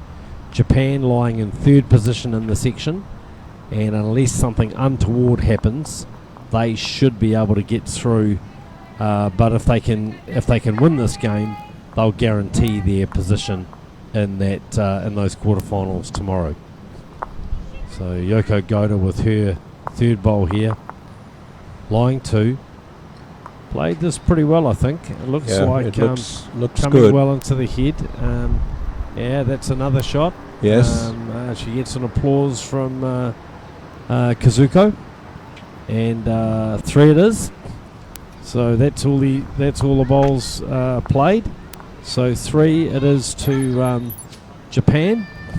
You'll see the players signalling a little bit how many shots there are, because obviously with them wearing their sun veils, it's a little hard for them to hear. So 3-2 it is now. Japan hits the front for the first time in this game. We've played 3 ends here at the Lion City Cup. And the other aspect that's been pleasing to see, Bob, is the support you've had from local organisations for this tournament, including the host Tangling Club. The host and several private organizations, sponsors, the government also is very, very supportive. So obviously we'd like that to continue and increase as we get used to hosting this tournament. But the financial support and the, if you like, the moral support from not only those organizations themselves, but members of the various clubs. They've come and supported their own players from the Tangling Club, the Cricket Club, ELBC, the Lions City Club. They've come and supported the players very well, and I think we can look forward for the final games for a pretty good crowd. Yeah, I in between commentary this morning, I popped down to Keelung just to check on one of our New Zealand players who was struggling a little bit in the humidity. Fortunately, she was okay, but it was great to see a big crowd down there watching the game. And as you've rightly said, a lot of youngsters, both playing and watching, learning about the game, learning from some of the best players in the world. We've got our highest ranked male player here is Sheldon Baggery Howley from New Zealand. He's skipping the New Zealand Open men's pair with Keanu Darby, and he's qualified in first position in his section, and Sheldon's ranked number 14 in the World Bowl Series rankings and hoping to get more ranking points here. So a lot of interest in Sheldon. He's a 29-year-old aircraft engineer. You'll love this, Bob. He works as an engineer on tiger moths. Oh, really? So there is a company in New Zealand that fixes tiger moths and builds them. And there is demand globally for collectors of tiger moths. So Sheldon is that's his job. He working with paper and timber, building the fuselages and other aspects of tiger moths. Well, Brett, isn't the New Zealand Air Force still using them? Yes, well, I think that's probably our major strike force these days in terms of repelling invaders. It's just lucky we're a long way away from anywhere, Bob, and we hope that people get lost on their way. So touche. I like that. I like that a lot. I'll mention that when next time I see the New Zealand Defence Minister Judith Collins. I'll mention that. Of course, New Zealand has a defence cooperation agreement with Singapore, but I don't think we'll see any of those tiger moths up here anytime soon. Back to the bowls. It's a good start from the Chinese lead, Yuan Ying. She's been playing some pretty steady bowls today. I've been watching her across the rinks, and it's China holding 2 on the changeover, trailing 3-2 against China 8. And obviously one of the big success stories here in Singapore has been this community program with young people playing bowls. Tell us a bit about that, Bob. Well, it's the local governments that have put their weight behind it, and also we have been successful in getting disabled bowls going, and that has attracted quite a few players.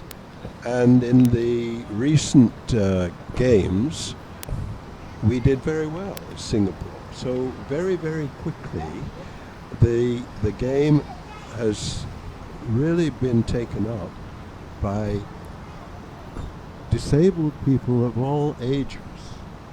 So we've seen some wheelchair players, we've seen visually handicapped players, and it's really encouraging, and the support for them has been terrific. So China holding 3 here as Yoko Goda plays her next ball. Look, I think that's fantastic. I mean, one of the things, as you I think know, I'm on the World Bowls Board as the Regional Director of Oceania, and one of the things that we are hoping is to see if we can get bowls back in the Olympics when the Olympics are held in Australia in 2032 in Brisbane. Para bowls was in the Olympics before. I think it was there till the Seoul Olympics from my memory. and we think it'd be great to have more have bowls back in the paras, and obviously the more countries we have playing, the better. We have some fantastic para athletes, and we're working very closely now, World Bowls, with our para bowls leadership. Paul Brown from Wales, Phil Hewler from New Zealand, who's also the president of Bowls New Zealand at present, and a number of their colleagues to try and bring our sports together. We're looking at international rankings for para players, which we think would be a lovely addition to the World Bowls Series rankings, and we just think it's a great opportunity. That it's, bowls is one of those sports where para players are not just competitive with each other, but they're competitive against other bowlers. Right. And we saw that at the recent Australian Open, where a number of para players featured very highly in the final results. And we've got para players playing here at this event. So we see the end of the fourth end in this China A Japan game. And again, it's some great bowls from Yoko Goda, who just got in there to reduce the count with her brown bowls. Then it was Yuan just couldn't turn that over. So 1 to China there, maybe 2 to China actually, and now 4-3. They lead Japan after 4 ends. And the Philippines, I think, seems to be pulling ahead of Singapore, Brett. It looks like 7-1 to the Philippines.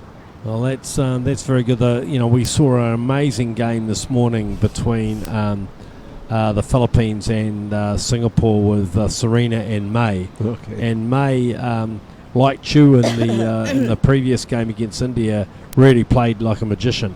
And just when we thought that the Philippines had the game all wrapped up, on the second to last end, May trailed the jack away from the Filipino bowls, and it was Singapore that scored a 4 on that second last end and got up to win that game on the last end. So yeah, some really amazing bowls that have been played here, and it would be nice to see Aini and Gallica, the Filipino pair, very popular pair from the Crusaders Club in the Philippines. Would not be nice to see them get through, and just a shout out to the Crusaders Club for the support that they've given these Filipino players to get to the event. Anyway, back here at in this other critical game in the section, we have China A leading by 4-3. Slightly longer end this time, and the players just dropping. Yuan Ying just dropping short there with her 2 bowls, and it's Kazuko Saijo who she's preferring this backhand side, coming in this direction, and this bowl again slightly heavy. Does she get a contact on the jack? Yes, she does. Yep. So that makes a heavy bowl look a lot better. And she also had a bowl catching, so that's trailed that jack back to her bowl. So it's 2 to Japan as Yuan Ying plays her last bowl on this 5th end. So, one of the things I noticed at the opening ceremony, Bob, was just how engaged the Singaporean sports minister was with the young people and many of the people participating in bowls as a community sport. It's obviously starting to make an impact in Singapore. Well, as you know, Singapore has been in some ways looking for a sport for all ages, because they've tended to excel in areas like swimming and badminton, which is really confined to the younger people. Yes. They've struggled with great difficulty at soccer. Rugby and cricket are growing in Singapore, but I think the government could see lawn bowls, and obviously we keep encouraging them to do this, as a game that can be played by all ages with very, very little capital investment on behalf of the players themselves, and it can be in a confined space, because space and land in Singapore is extremely valuable. And we see that here as we just see Yuk Mei play a very good bowl here, just breaking into the head. That's going to be second shot, so it's 1-2 Japan. But as we see with the Tangling Club here, who would have thought a bowling green would be perched on the fourth story of a club, but a great use of the space. Otherwise, I guess it would be the roof. Exactly. And there'll be a lot of spaces like that around Hong Kong.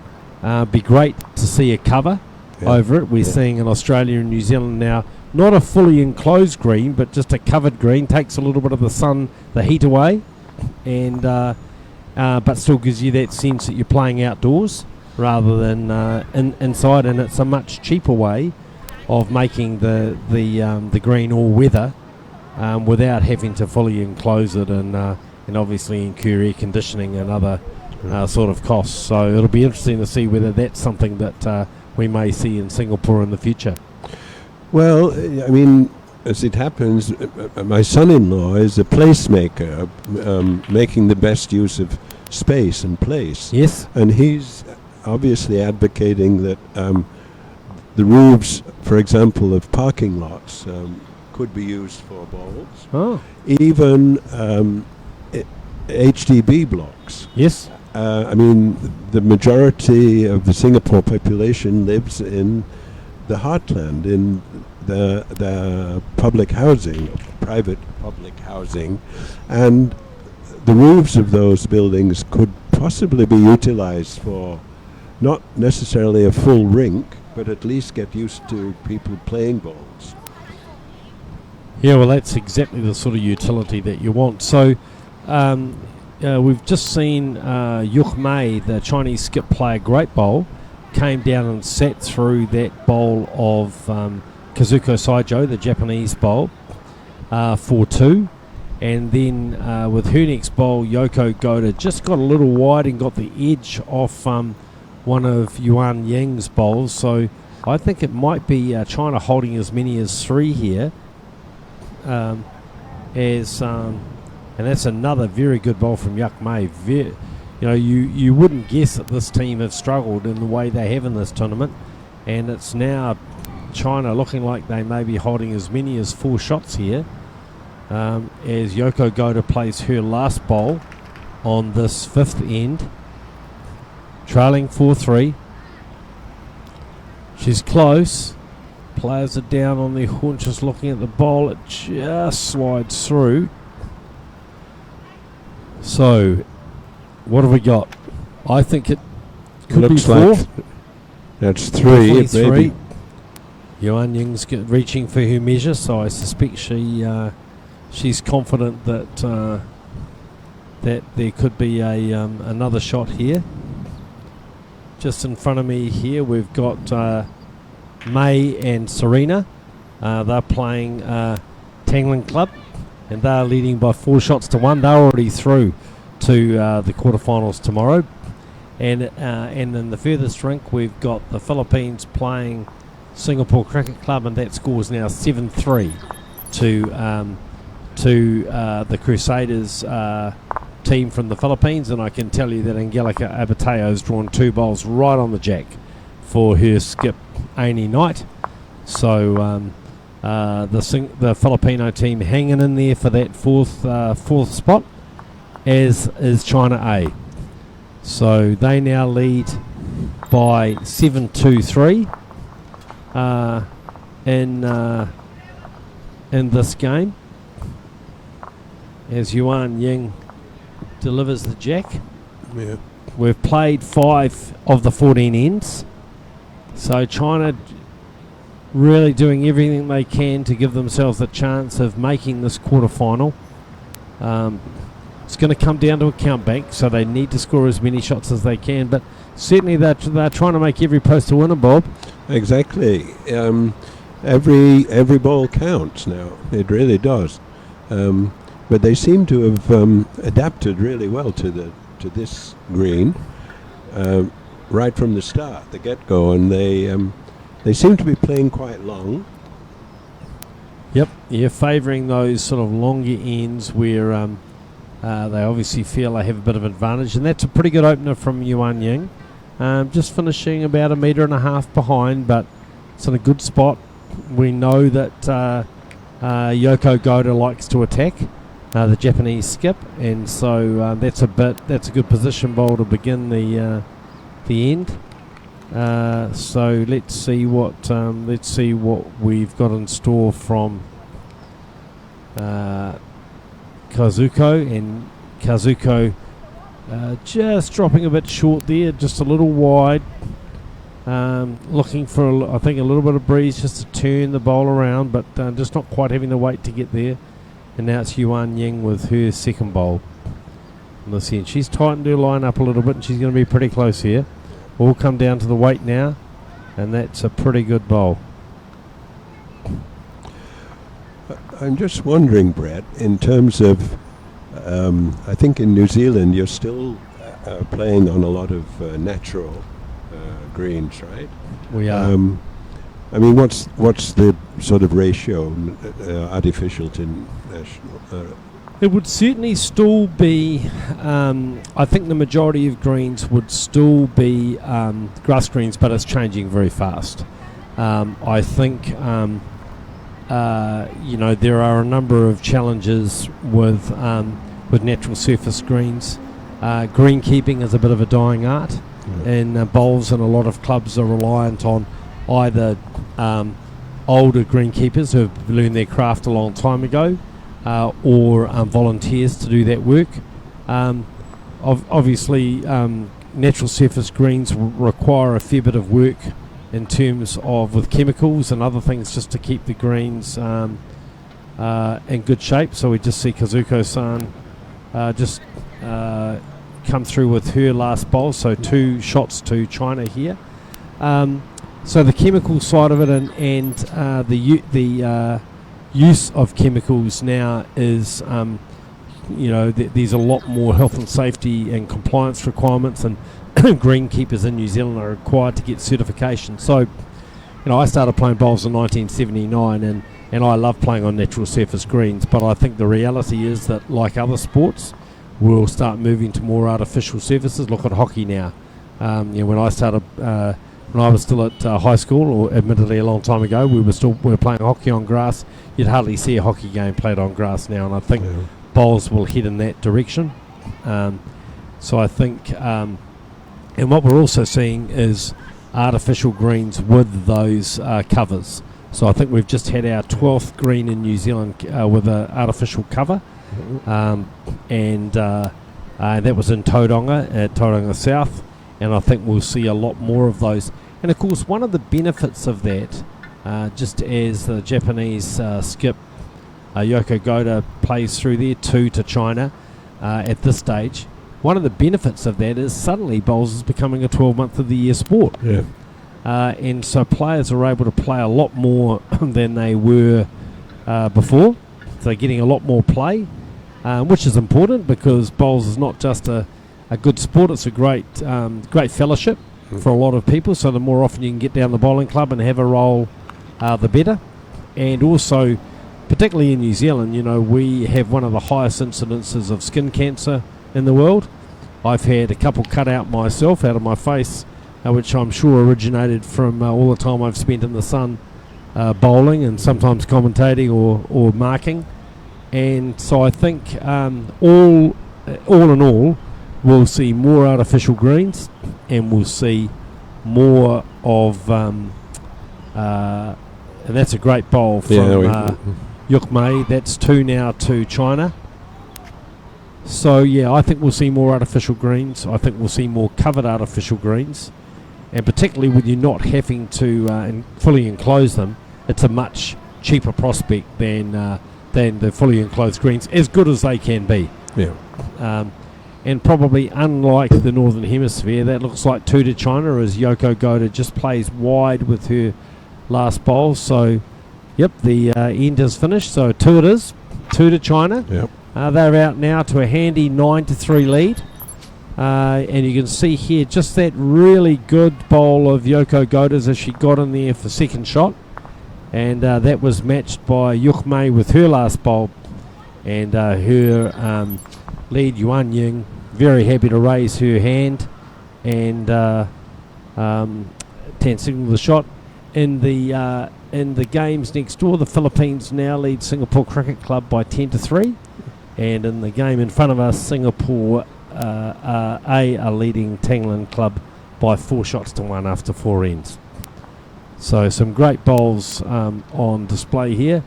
Up comes the jack from Yuan Ying. We've got about a 3/4 length end. Reminding viewers that in this direction the players are tending to just play into a little bit of a breeze. It's not great. It's just a very light if you can see the trees behind, you can just see the leaves just rustling there. And the players will be very appreciative, Bob, of a little bit of breeze just to cool them down. Oh, it'll be very welcome. And the sun will be going down a little bit, or the heat will be decreasing slightly as we approach 6 o'clock and cocktail time. But some of us will be busy doing the draw for tomorrow, but I'm sure there might be a liquid refreshment after that. It's Yukmei here applauded her lead Yuan Ying for a good start, and just right on cue, it's Kazuko who comes down again, trails the jack, second end in a row coming this way. That she's trailed the jack on that side. 1 to Japan. And now it's Yuan Ying with her second bowl.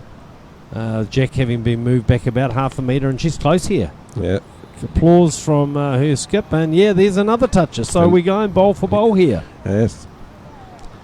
Plenty at stake. She's had quite a few touches already. Absolutely, and so reminding viewers that we've got a position in the quarterfinals at stake in this game. It will depend on other results as well, including the Philippines game next door, as Kazuko just draws another second shot there, identical bowl to her first bowl, but this time doesn't touch the jack. So 1 to China.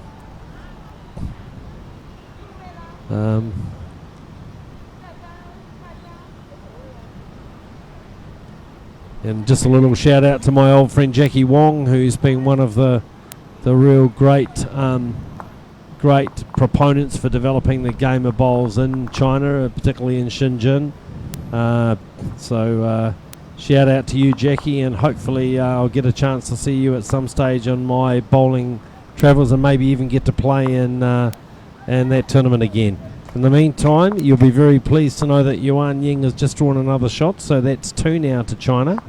They lead on the board 9-3 after 6 of the 14 ends, and holding 2 shots here, and this is exactly the sort of stuff they need if they're going to make the quarterfinals tomorrow. So great to see that they are, doing everything they can here to give themselves the best chance on differential of getting through. In the game next door, we've just seen, I think, 1 to the Singapore Cricket Club. And I'll just tell you that score in a second. That score is 10-3 to the Philippines. So the Crusaders team are Aini Knight and Angelica Abateo 10-3 in front of that game.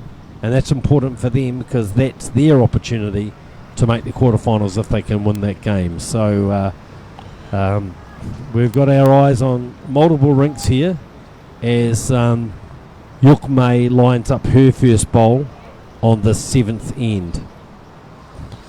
Yeah, back to China, Brett. What's the club scene like in China? The bowls club scene, is it thriving? Or? I think because of climate, largely bowls is concentrated in southern China, in and around Guangzhou and Shenzhen.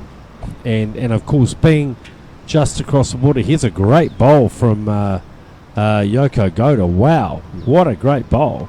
Set through the Chinese shot bowl, and that's 1 now to Japan. And it'll be Yuk Mei trying to come up on her forehand side and dislodge the Japanese bowl. So we'll just watch that one come down, and we'll talk a little more about down as Yuan Ying on her haunches. Oh, what a great bowl. Perfectly played. She's chipped it out, and it's definitely one, we think, to China. Just the bowl on the side there of Yuan Ying. So I think bowls is largely played in southern China because of the climate. You don't get the cold winters, and of course it's proximate to Hong Kong, where bowls has always been incredibly strong. Here's another great bowl from Yoko Goda, just going to pull up short. Wow, these guys are going bowl for bowl. What a great hit this has been. It may be just a bit short, that last ball. Yeah, so Yuan Ying having a good look at it. She thinks they might still be 1 down. So she said to, the skips are going to come. They're going to have a look themselves. So while they do that, let's talk a little bit about China. So my understanding is that the greens are mainly in southern China. And of course, as I mentioned, Shenzhen and Guangzhou being just across the border from Hong Kong. But I think one of the opportunities, as we've been talking about, is for indoor greens in China. We know that a number of the cities are interested in international sports events, and we've had a couple of approaches from Chinese cities who have heard about the World Bowl Series and are interested in attracting international sporting events to their locations. And of course, when we use a portable rink, we can set that up anywhere really. In a convention centre, in a hotel, in a shopping centre. And so I think that is going to be one of the ways that we're going to be able to showcase our game in these emerging countries, and that's something that we're certainly keen to do. I'm going to be in China in late August, early September on business, and helping my son on board at Fudan University in Shanghai, where he's going to complete his university studies, and I'm hoping to get to a couple of those Chinese cities while I'm there and just have a talk to them about their interest in the game of bowls. And I think, as you said earlier, Bob, the more we can see that bowls can be played inside and can use existing facilities and existing space, so that the investment to build new facilities is more modest, then the greater chance we've got of bowls being picked up in a lot of these places. And obviously, if the climate isn't necessarily friendly for bowls 12 months of the year, it also makes it easier for people to play. And I think that's one of the things. People want to play the game. They want to play it as often as possible. Even in our winter in New Zealand, which is not particularly harsh, we've got players at my home club at Takapuna out there every day because they enjoy the opportunity for a bit of fitness, a bit of competition, and above all, that camaraderie that comes with being a member of a bowling club.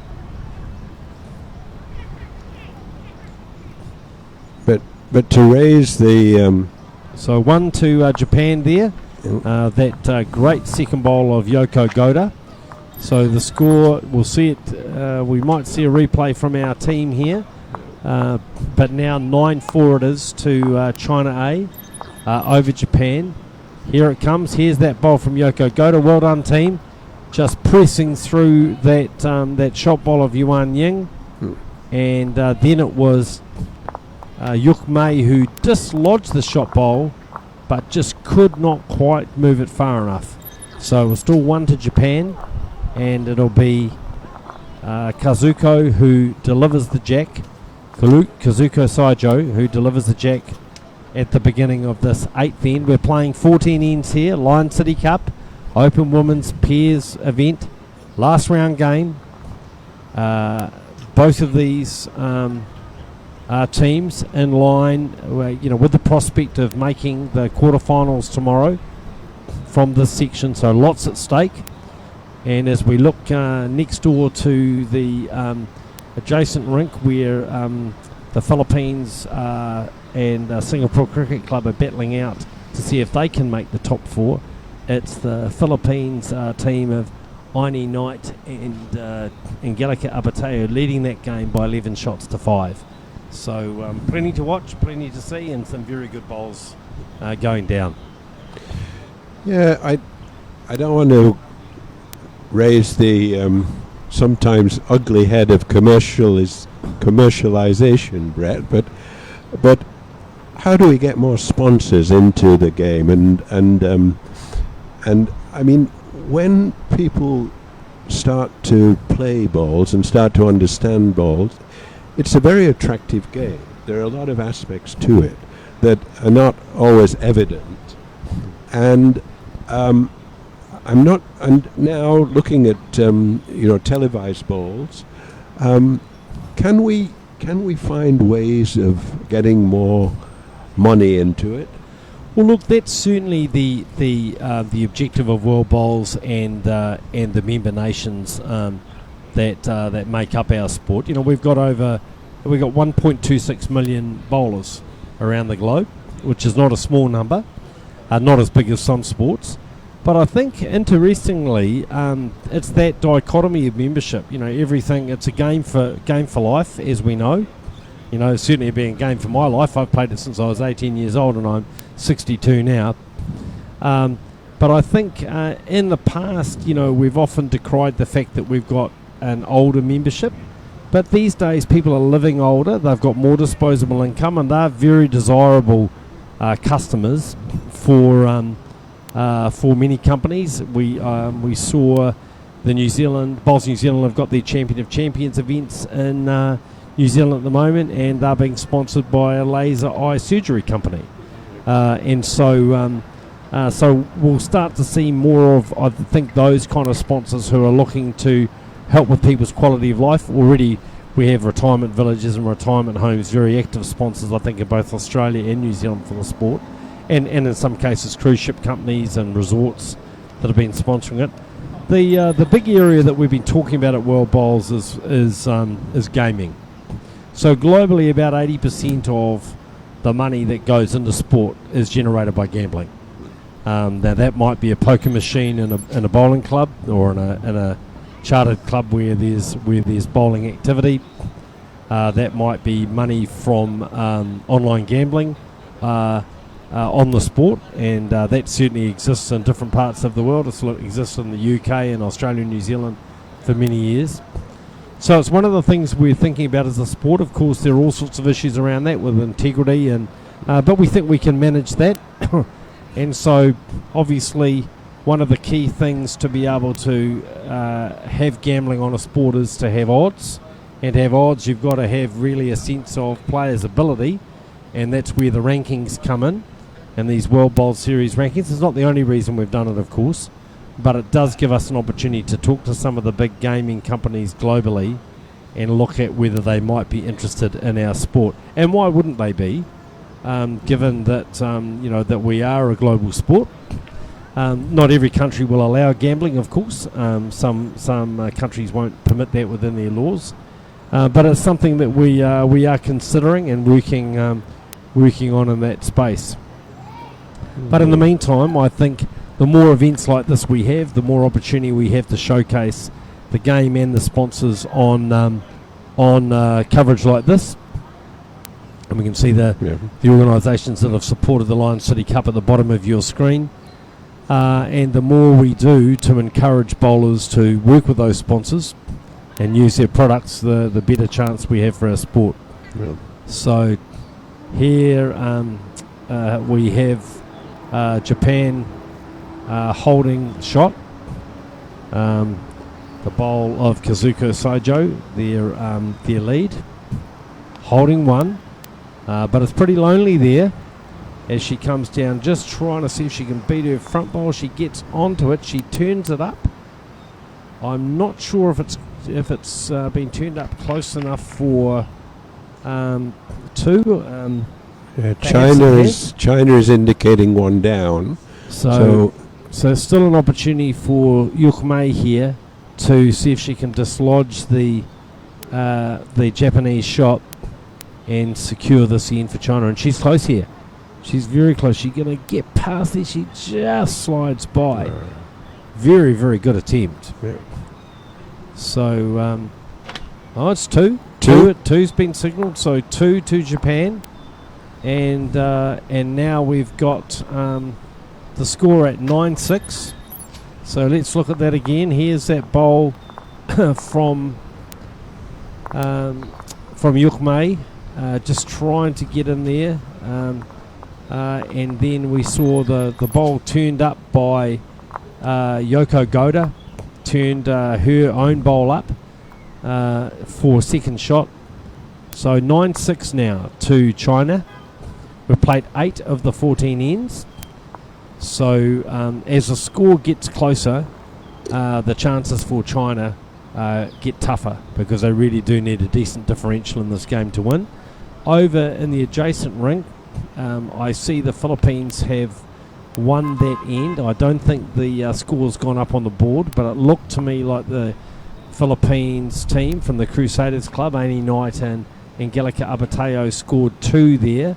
So they are continuing to lead that game against Singapore Cricket Club. The board says 11-5. I'm going to say it's 13-5. And so a good performance from the Philippines team. And there again is Angelica Abateo. Gosh, she's led well today. Just drawn a toucher in their game. You can see it on the left of your screen as Aini Knight looks to reach for some chalk, and she's just chalking that shot. And back here, it's Kazuko Saijo, just a metre short with her first bowl, but that's a pretty tidy opening bowl in this event. What's your view about gaming, Bob? How do you see it from a bowling club member perspective? I mean, to be honest, I have a problem with gaming in sport. I've been very involved in a sports recruitment company which is focused on recruitment in the management of sport, in the business of sport. Yes. And of course, gaming has become a major activity, particularly in the US. Yes. And it would be down on my list as far as a choice as to where to look for money. I think you're mentioning the resorts and the clubs. I think some of the resorts could now probably start to promote the fact that they have a bowling green, for example. Yes. And that could attract holiday makers, and that would be a great introduction to the sport for them, starting off as a fun and then probably getting serious about it. So, and then I'd much prefer the sponsorship to come from leading companies. When you mention the laser eye idea, that type of company, which and also the big ones, the Googles, the Microsofts, and I think as we see a lot of companies going in more seriously for the effect they have on the local community, they might want to think about bowls as being part of that.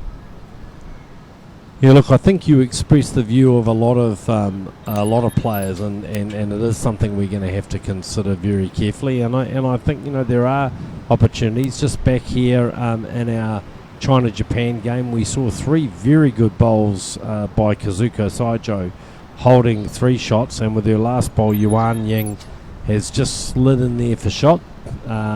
So she's doing her bit for China. She's led pretty well, but it's been the Japanese skip Yoko Goda who's played some very, very good telling bowls here, just reaching the head just a little wide this time, and it'll be Yukmei who'll be trying to see if she can just get another shot in there. And I think obviously we've talked a little bit about older players, but also, as we've also talked earlier in the commentary, we're getting a lot of younger people playing. We know that in many countries it's harder to get young people exercising and involved in sport. There's a move away in some countries from contact sport because of concerns about concussion. So there are lots of opportunities now for us to consider bowls as an alternative, and we're seeing a lot of people. Oh, what a putting bowl! Look at that. Wow, there she is Yes, again. Yes. Yoko Goda, what a great bowl.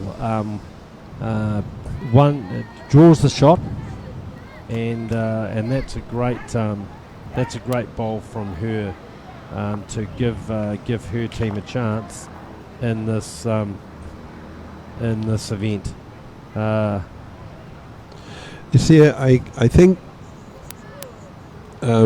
companies that got involved in sponsorship could look at things like prize money. You know, I mean, there's nothing attracts competitive sportsmen like an incentive. Yeah, and I think the other big aspect of the game is shorter game formats. You know, when I first started playing bowls, we played 25 end fours games. Well, now the norm certainly in New Zealand, Australia tends to be 15 end games, so much shorter, but unless you're playing pennants, and that makes the game a little bit more accessible for people who don't necessarily want to play a whole day, but are interested in having a game. Barefoot bowls, very popular in a number of countries now. Some great promotion from Bowls England, Bowls Australia, Bowls New Zealand around barefoot bowls. Corporate bowls also popular. A great opportunity for companies to play. And I know Temasek, I think, were very involved in setting up the Evergreen bowls set up here as an opportunity for their employees to participate in sport. So we have a number of aspects. I think often one of our challenges actually in the sport is what do you focus on? Because there are a lot of different aspects, and so it is important that we focus on things. But what I like about the World Bowl Series is it's an opportunity for everybody, and great to see Singapore really celebrate that by having the under 25 events here. They don't get World Bowl Series ranking points, but it's a great opportunity for those young players to observe the top players from around the world playing here, and maybe just to give them a bit of aspiration to see if they can get here in future. I'm not sure what's happening here, Brett. Is China holding? Or No, I think it was that bowl of Yoko Goda, Japan, who just got in there to pip that shot. So Japan slowly, there it was, just sneaking around that was front the bowl. bowl. Amazing. So really good bowl. So it's still China leading, but as we've said, winning is not enough for them. They have to win, and they have to win well. And so Japan, who also have a chance of making those quarterfinals, they will know they have to keep the game close. In the game that we're looking across at between Singapore Cricket Club and the Philippines, they're just about to adjust just that changing board the now. score. So we'll keep you posted. I know there's a lot of keen fans back at the Crusaders Club in the Philippines looking at how their team's going. And look, you'll be pleased to know that after 10 ends, Aini Knight and Angelica Abateo are leading by 15 shots to 5. So 4 ends to go in that game. So they're giving themselves every chance of making the quarterfinals tomorrow. And I think at this stage, don't hold me to it, I think if they can keep at this sort of margin, they may just sneak in as that fourth qualifier into the quarterfinals tomorrow from this section, with Japan, even if they lose this game, likely to have done enough to be either third or fourth qualifier in that section. Reminding viewers that Hong Kong and Singapore have already qualified for the main event tomorrow. So back to this game. It's Yuan Ying with her first bowl. Kazuko just finishing over with her first bowl at the back, and that's a very good opening bowl from Yuan Ying. She certainly has led very well. She's been very steady, but she's been up against a formidable opposing skip in Yoko Goda, who has just played some amazing saving bowls. So very good play all round from these players. Again, Kazuko just with her second bowl coming down here, just going to slip past. But again, pretty good position bowl there for Yeah, Yoko it's a good Goda. back ball. Yeah.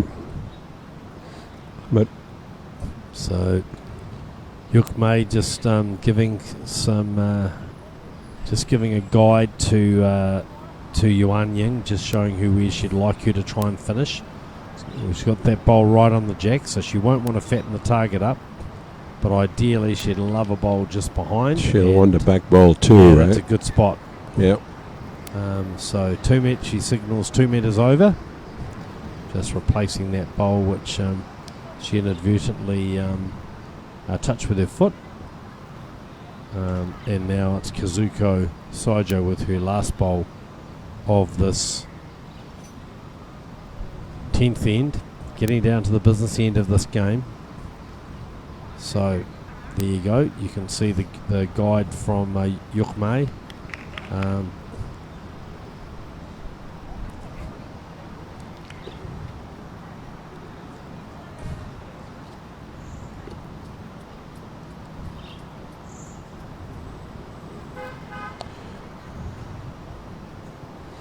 See, the Philippine-Singapore game is already on the 11th end, and they've got a 10 shot lead.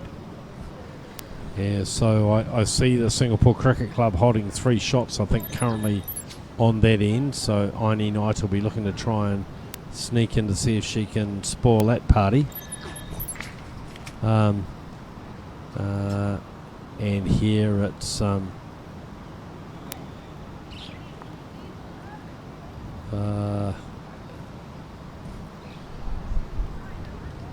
Singapore Cricket Club holding 3 on that end. I just saw a signal from Angelica Abateo. And here it's the first bowl from Yoko Goda. She's 1 down. We think possibly 2 with that front bowl, and looking to sort of try and see if she can cut down that number. Coming pretty well, and you can see the signal from Kazuko. Yes, that'll be second shot. So 1 to China, but a good bowl from Japan.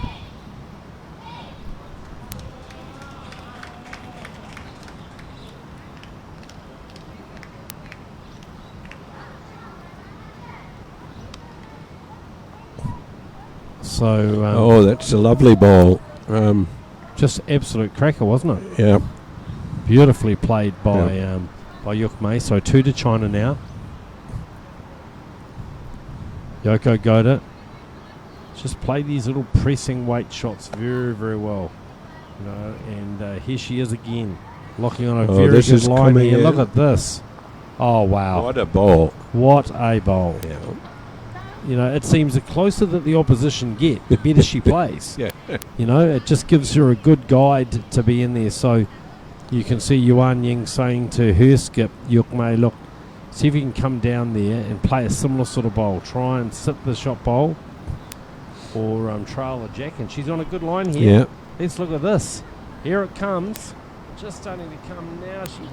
She gets the shot bowl, but she doesn't move it far enough. So just rock that shot bowl. Up comes Yoko Goda just to see what she needs to do in there.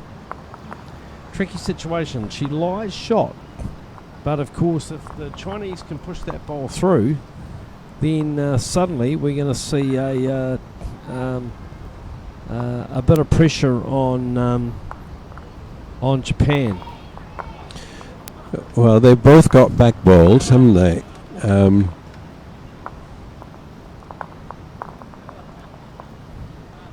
Right, so looking over at the Philippines game, they've just completed their 11th end, and what have we got?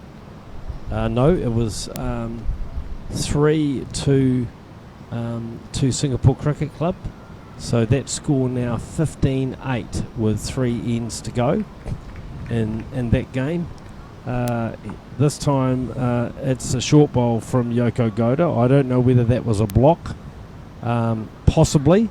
It's certainly on a pretty good line to be a block, though the bowls are turning on that hand, and I think you'd comfortably get around it. So let's see what happens here.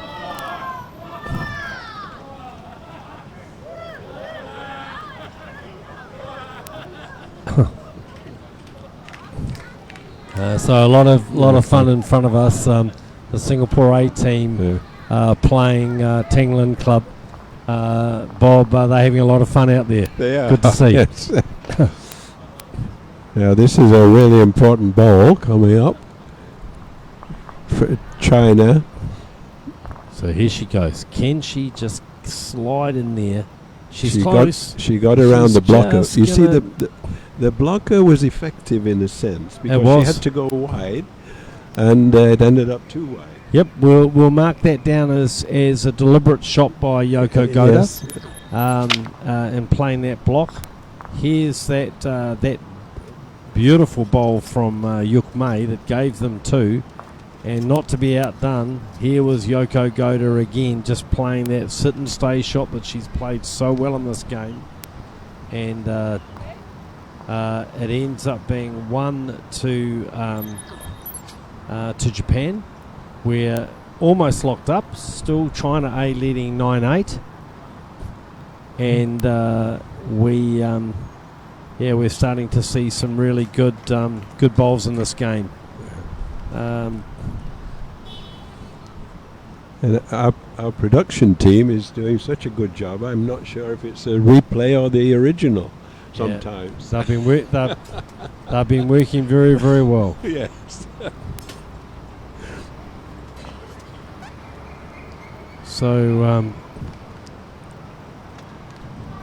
So here we go. We'll keep an eye on all of these games. So just to reiterate, it's the Philippines team leading 15-8 in their game. They need to win that game to be assured of making the quarterfinals tomorrow. Singapore and Hong Kong have already qualified, and it's China A looking to see if they can win comfortably to beat Japan. If Japan don't win, then they may be supplanted as the third qualifier. But I think looking at the differential, they've probably got a pretty good chance of going in. I see the veil's off. Things starting to cool down a little bit here at Tanglen. Yeah. So let me introduce you to Yuan Ying, the Chinese lead, who's been previously covered. And she's just dropping short with her first bowl. So 1 to Japan. That bowl of Kazuko Saijo is just about a metre behind. Shout out to Midori and Keiko and Kenton and the other Japanese supporters who I know will be watching this game keenly from Australia and New Zealand. And right on cue, Kazuko draws the absolute shot. That's 2 to Japan. They trail 9-8 as we play this 11th end of 14 at the Lion City Cup.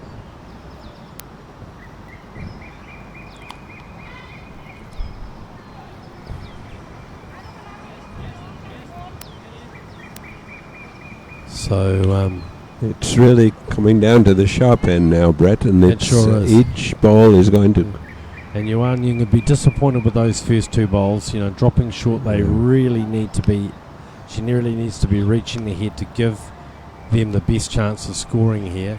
And again, we see Yoko Goda just, applauding another very good bowl from Kazuko Saijo. She's played particularly well coming in this direction. Yeah. She's just found her line Yeah. nicely on that hand, and she's been pretty unerringly accurate, just with the way that she's played played this game. So and that's another short bowl. So Yeah. the veil and the hat is off, but it hasn't had the desired effect. And 3 to Japan.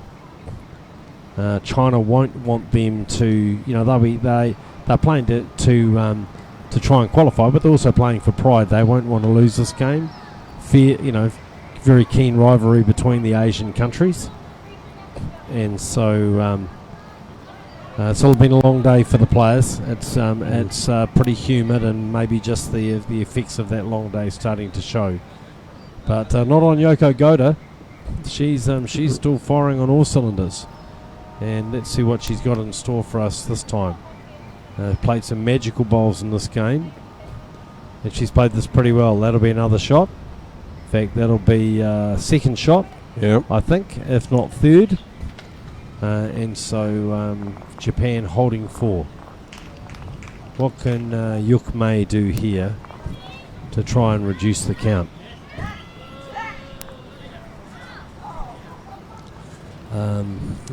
In the game next door, it was 1 the Singapore Cricket Club team. So they've now played 12 ends, so 15-9 to the Philippines. They're hanging in there, but it's getting close. So, hold all tickets, everybody. It's going to be down to the wire, I think, around these games.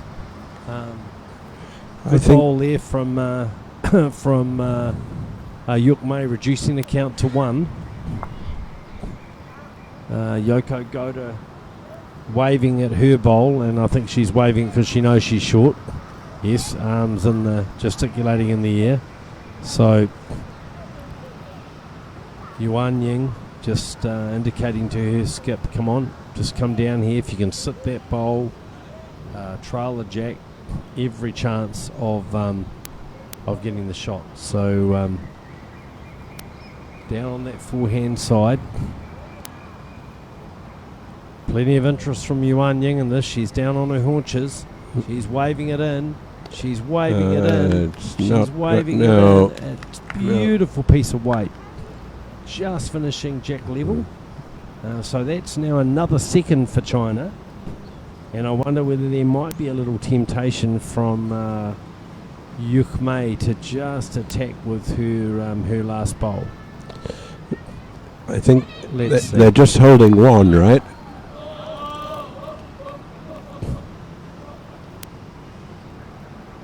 Okay.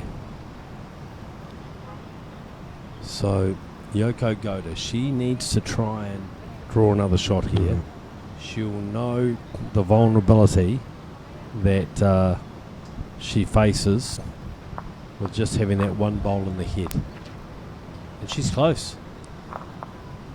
Well, not quite there, but actually in a pretty good home. Yeah, it was the right line. Yeah, and you can see that bowl just as that nuisance value just in front there. So Yuk Mei coming up to have a look here and just try and sight what's going on with this. Yeah, she's got room on. Do you think she'll play the backhand side, Brett? I think she'll have to. Yeah. I think that bowl is just going to be too difficult to get around. There is a shot on the front there. You can see there's a pretty big space between the brown and the yellow bowl there. Yeah. Where she can reach down through there. She won't want to get the jack because they're all Japanese bowls behind the head. Yeah. The brown and the black bowls, but she's got a yellow bowl of her own that she can promote there. It is a long way short, but there is a chance of promoting that. But I think she's just got to play confidently and look for that shot bowl. So you caught it, Bob. She's going to play the backhand side. Yeah. And let's see what she's got in store for us here.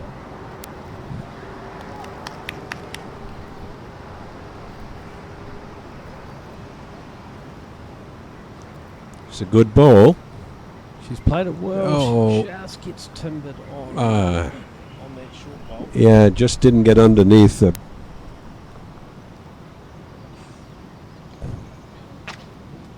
So next So door, is that 1 to Japan? That's 1 to Japan.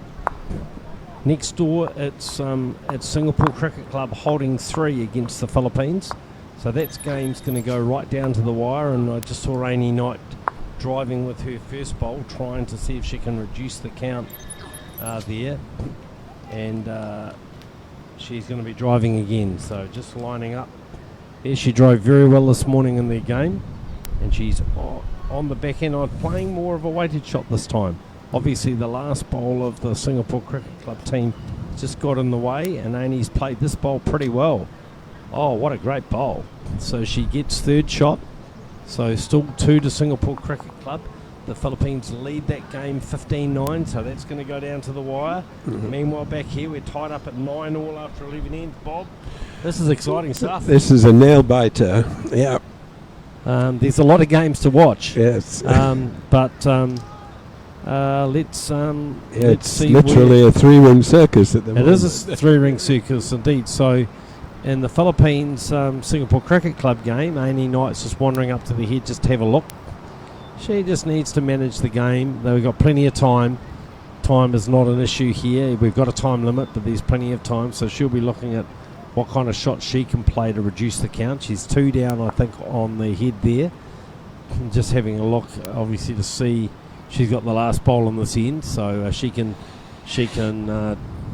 play it pretty safely, knowing that there's no bowl following up behind her. Back here, it's a good opening bowl from Kazuko Saijo, and again it's Yuan Ying, just perhaps the fatigue of the day, just getting to the Chinese lead a little bit, I think, Bob. Yeah. It's been pretty humid conditions. You see, they're playing in shade now, which will be a bit of a relief. Yep. And sometimes just with that shade, you can just incline to button off a little bit. Next door, it's Amy Knight running at the head and just slipping through. So it will definitely be a couple to, I think it was 2. I'll have a look when the board is adjusted there. So we've got one more end to go in the Philippines SCC game. So let me just call that score for you. I'll just wait for the players to adjust the board. Angelica Abateo just going to the board now to mark that. It looked to me like 2 to yes, it was 2 to SCC. So 15-11. The Philippines team is now trailing in that game, and back here it's 1 to China. Yuan Ying's second bowl, just promoted there by Kazuko Saijo. So China holding 1, and we'll keep viewers aware of both of these games as we run down to the final stages of this section play in the Lion City Cup Open Women's Pairs event, and just see who's going to make that quarterfinal section. So so it's 1 here to China. You saw a very good bowl from Kazuko there, but then Yuan Yin just coming up short, Just and then short. promoted even closer. There you go. There's that riding the bowl. And it's SCC lying shot after the first bowl for each of the leads next door in their game. I have to say the SCC lead has led very, very well in the last couple of ends. Really played very, very well.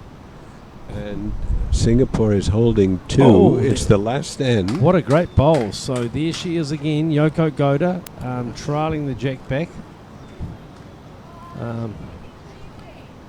So the Philippines team hanging on here. They're 2 down on the head. They're 4 up on the board. And so it's just a second shot that they'll be looking for. Back here in the televised game, it's 1 to Japan, and here's Yuk Mei with a fantastic bowl. She just dropped short, so look, that's a very good bowl. They were 2 down, so that's second shot for the Chinese team. And I can tell you that the Singapore Cricket Club lead has just drawn another one. So there's 3 of her orange bowls around the jack next door. So Oni Knight saying to Angelica Abateo, attack that. And she's on the run. She's on the backhand and she's looking for the bowls. And she's got him. Yeah. What a great bowl. 3 down to 2 up. Yeah. Fantastic bowl by the young Filipino lead. You know, looking at the critical stage of the game with 3 bowls from the opposition caked around the jack, and she's just played an absolute screamer. So well played, Angelica, and I hope that gets you through to the quarterfinals. Back here, it's Japan holding one, that brilliant bowl of Yoko Goda, who trailed the jack. So 1 to Japan, which would give them the advantage for the first time, I think, in this game since the early ends. Wow. Yeah, but they've each got 1 more bowl, Brett, so Let's see. there's a lot on these 2 bowls coming up. So Yoko Goda will play first, and she'll be looking to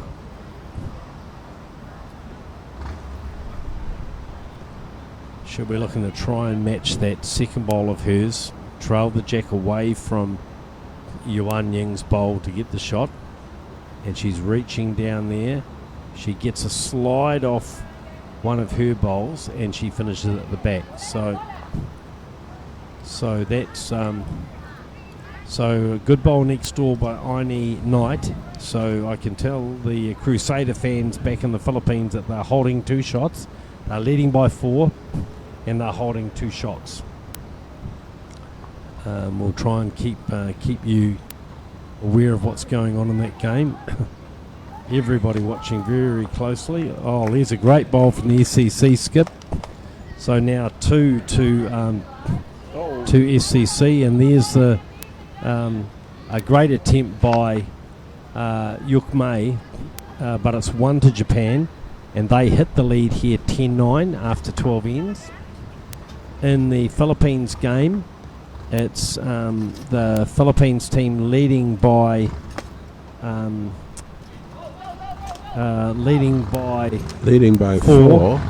But 2 down on the head, and Aini Knight attacking. She gets one of the bowls out from the SEC team, but the SEC still holding 2 shots. So at this stage, yeah, it's going to be a challenging shot for SEC to get more shots, but it is there to be played. There is a shot there for them to play to try and trail that jack. So let's see what happens here. I'll keep you posted. We've got the jack delivered in our game here, with Japan now leading by 10-9. Japan now leading 10-9 after 12 ends. We'll just get that score updated on our telecast. Here we go. Yep. And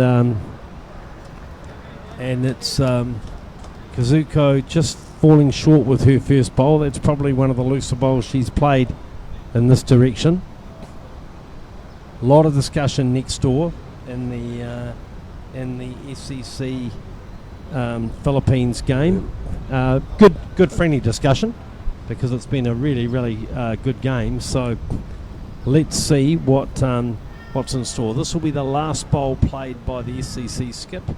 So she lies 2, she trails by 4. What can she do? She's running and looking for the bowls of the Philippines team, and she's missing. So I think that'll be shake hands time. No, it looks like Aini Knight's going to play her last bowl. So whether she's concerned about differential, I'm not sure.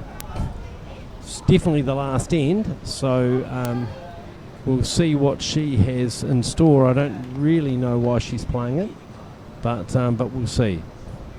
Yeah, she's running for the shot, getting applause from her player and just slips past, but it's 2 shots to SEC. So Philippines will win that game 15-13, and I think that'll be enough for them to get through in this section.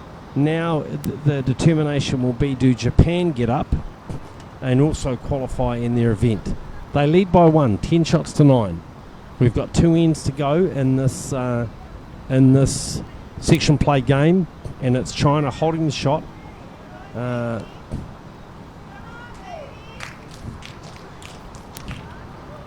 Yuan Ying just checking where her skip Yuk Mei wants her to be and how far short she is. We have another 10 minutes left. 10 minutes. So we just had the 10-minute call from the umpire, so that means we'll get the last end in this China-Japan game. And it's a good bowl coming down here from Yuan Ying. Yeah, perfectly played. Exactly where her skip asked it for. And so 2 now to China. And they have a good chance here. It's Japan to play first. So China holds 2. What will Yoko Goda do with her first bowl? She's played so well, and particularly in this direction on that backhand side, she's played some great bowls. So let's see what she does with her first bowl. She's just sliding by, so just looking to try and sit that bowl of Yuan Ying. So 2 it is at the moment to China. Yuk Mei very quickly into her work, conscious of time, though I think they'll have plenty of time to start a further end. Just slips by, might count. Definitely 2 to China, possibly 3. So what does Yoko Goda do here? I mean, she'll be drawing up on the backhand side. She's played this side of the rink pretty well. She's got a bit of weight on here. She needs to sit on something. She slides by, and you can see Kazuko pointing out, you don't need to be that heavy. Yuk Mei now playing her bowl, and she's just come to the back. That's a smart bowl to play. So both skips coming up to have a look. We've got time. Yoko Goda just stretching, obviously just wanting to make sure that that she's aware of what she needs to do. It's Japan leading 10-9. We're playing the second to last end of this Lions City Open Women's Pairs game. At stake, a spot in the quarterfinals tomorrow with Hong Kong, Singapore, and it looks like the Philippines already through to that quarterfinal event. China have to win this game and win well. But again, Yoko Goda slides by. So it's definitely 2 here to China. So they are going to lead going into the last end. Our question is it going to be 2 or 3 shots? And what does Yuk Mei do with this last bowl, with another chance to add another shot? So she's quickly into her work and she's played her bowl. She's not short. She's just going to finish a little wide. So back come the bowls. We'll just look for the count there to see whether that was 1 or 2. I think maybe just the 2. As the leads kick the bowls back. They want to get the jack down, the mat down and the jack up. Obviously wanting a longer end. So we'll see what we have in store. So you see, Brett, if gaming were involved, there'd be a lot of money coming on this last end. Indeed there would. Indeed there would. All right, so the jack is delivered for the final end. We're just waiting for an adjustment to the board, just to see the scoreboard, see how many it was on that last end. Yeah. I'm going to call it 2 to China. So we think the Chinese lead by 1 playing this last end. Do you know how many it was on that last end, Andrew?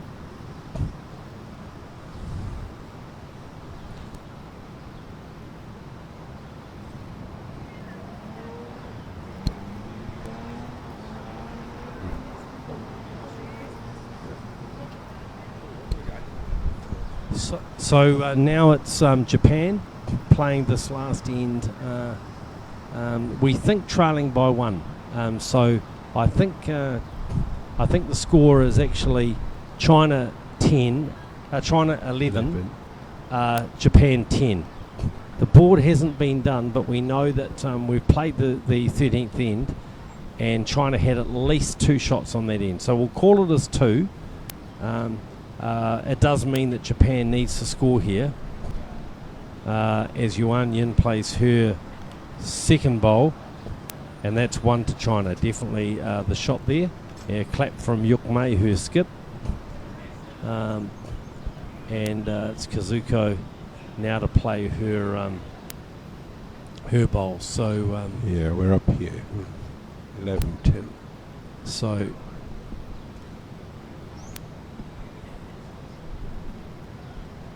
close here. Is she going to sit the bowl? Is she going to sit the bowl? Yeah, well, she turns it out. Yes, and it's 1 to Japan. 1 down, says Yuk Mei.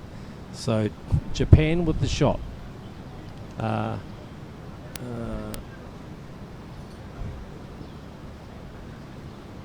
We're just going to check on the score and see what the score. You see up here we've got. Yeah, I'm not sure it was 3. I think it was more likely 2. I think the score is 11-9. Yeah, I think it's sorry. Yeah, we might just confer with the players. Let's see if the board is adjusted. But we definitely know China is leading. But let's see what. And here comes a great ball from Japan. What a great ball! So that's 3 shots. We think that Japan are holding. Now, hopefully the skips will update the board.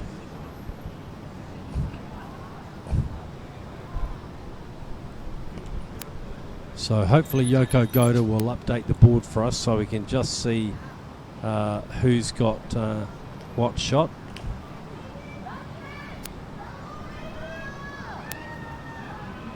So no, it doesn't look like they are going to update the board for us.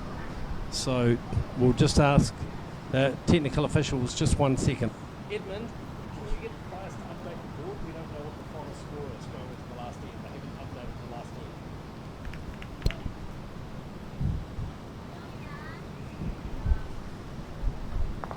end. So, well, there's a bowl pushed up by Yuk Mei, and so that's 1 to China, and you can see Yuan Ying just adjusting the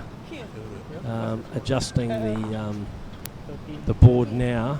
Yuan Ying wiping her brow, and now we're just seeing the so it's 11. It's 11-10 to China playing this last end, and here's Yoko Goda running for that shot. So a very good bowl by Yuk Mei to turn up that shot bowl. And now it's Yuk Mei again looking to reach down. She needs to try and get another shot. She slips through that gap. Well, it's another bowl on the head. Just drifted off. Yeah. Yep. So still we have China holding the game here.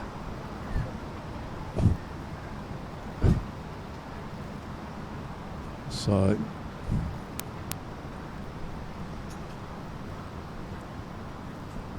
Yoko Goda now on the backhand side, and again she's running down, looking for that gap, looking for that shot bowl. They're down on their haunches looking at this bowl. It just slides through. So still it is Japan with the shot. Yeah, Right. if it happens to be a draw, Brett, what happens? Does it make any difference? A draw will be no good for China. I think if it's a draw, Japan will go through. I think even with this China winning this game, they may not have enough differential to get through. But they've certainly played very, very well in trying to win this game. So there's the last bowl of this end played by Yuk Mei. She's played the critical bowl with her first bowl, turning her leads bowl up 4 shot. It's China leading 11-10, and it's all down to this last bowl from Yoko Goda. You hear the bell has been sounded, and now we have it. So Yoko Goda, what does she play? She's on the backhand. Any movement of that shot bowl, Japan wins the game.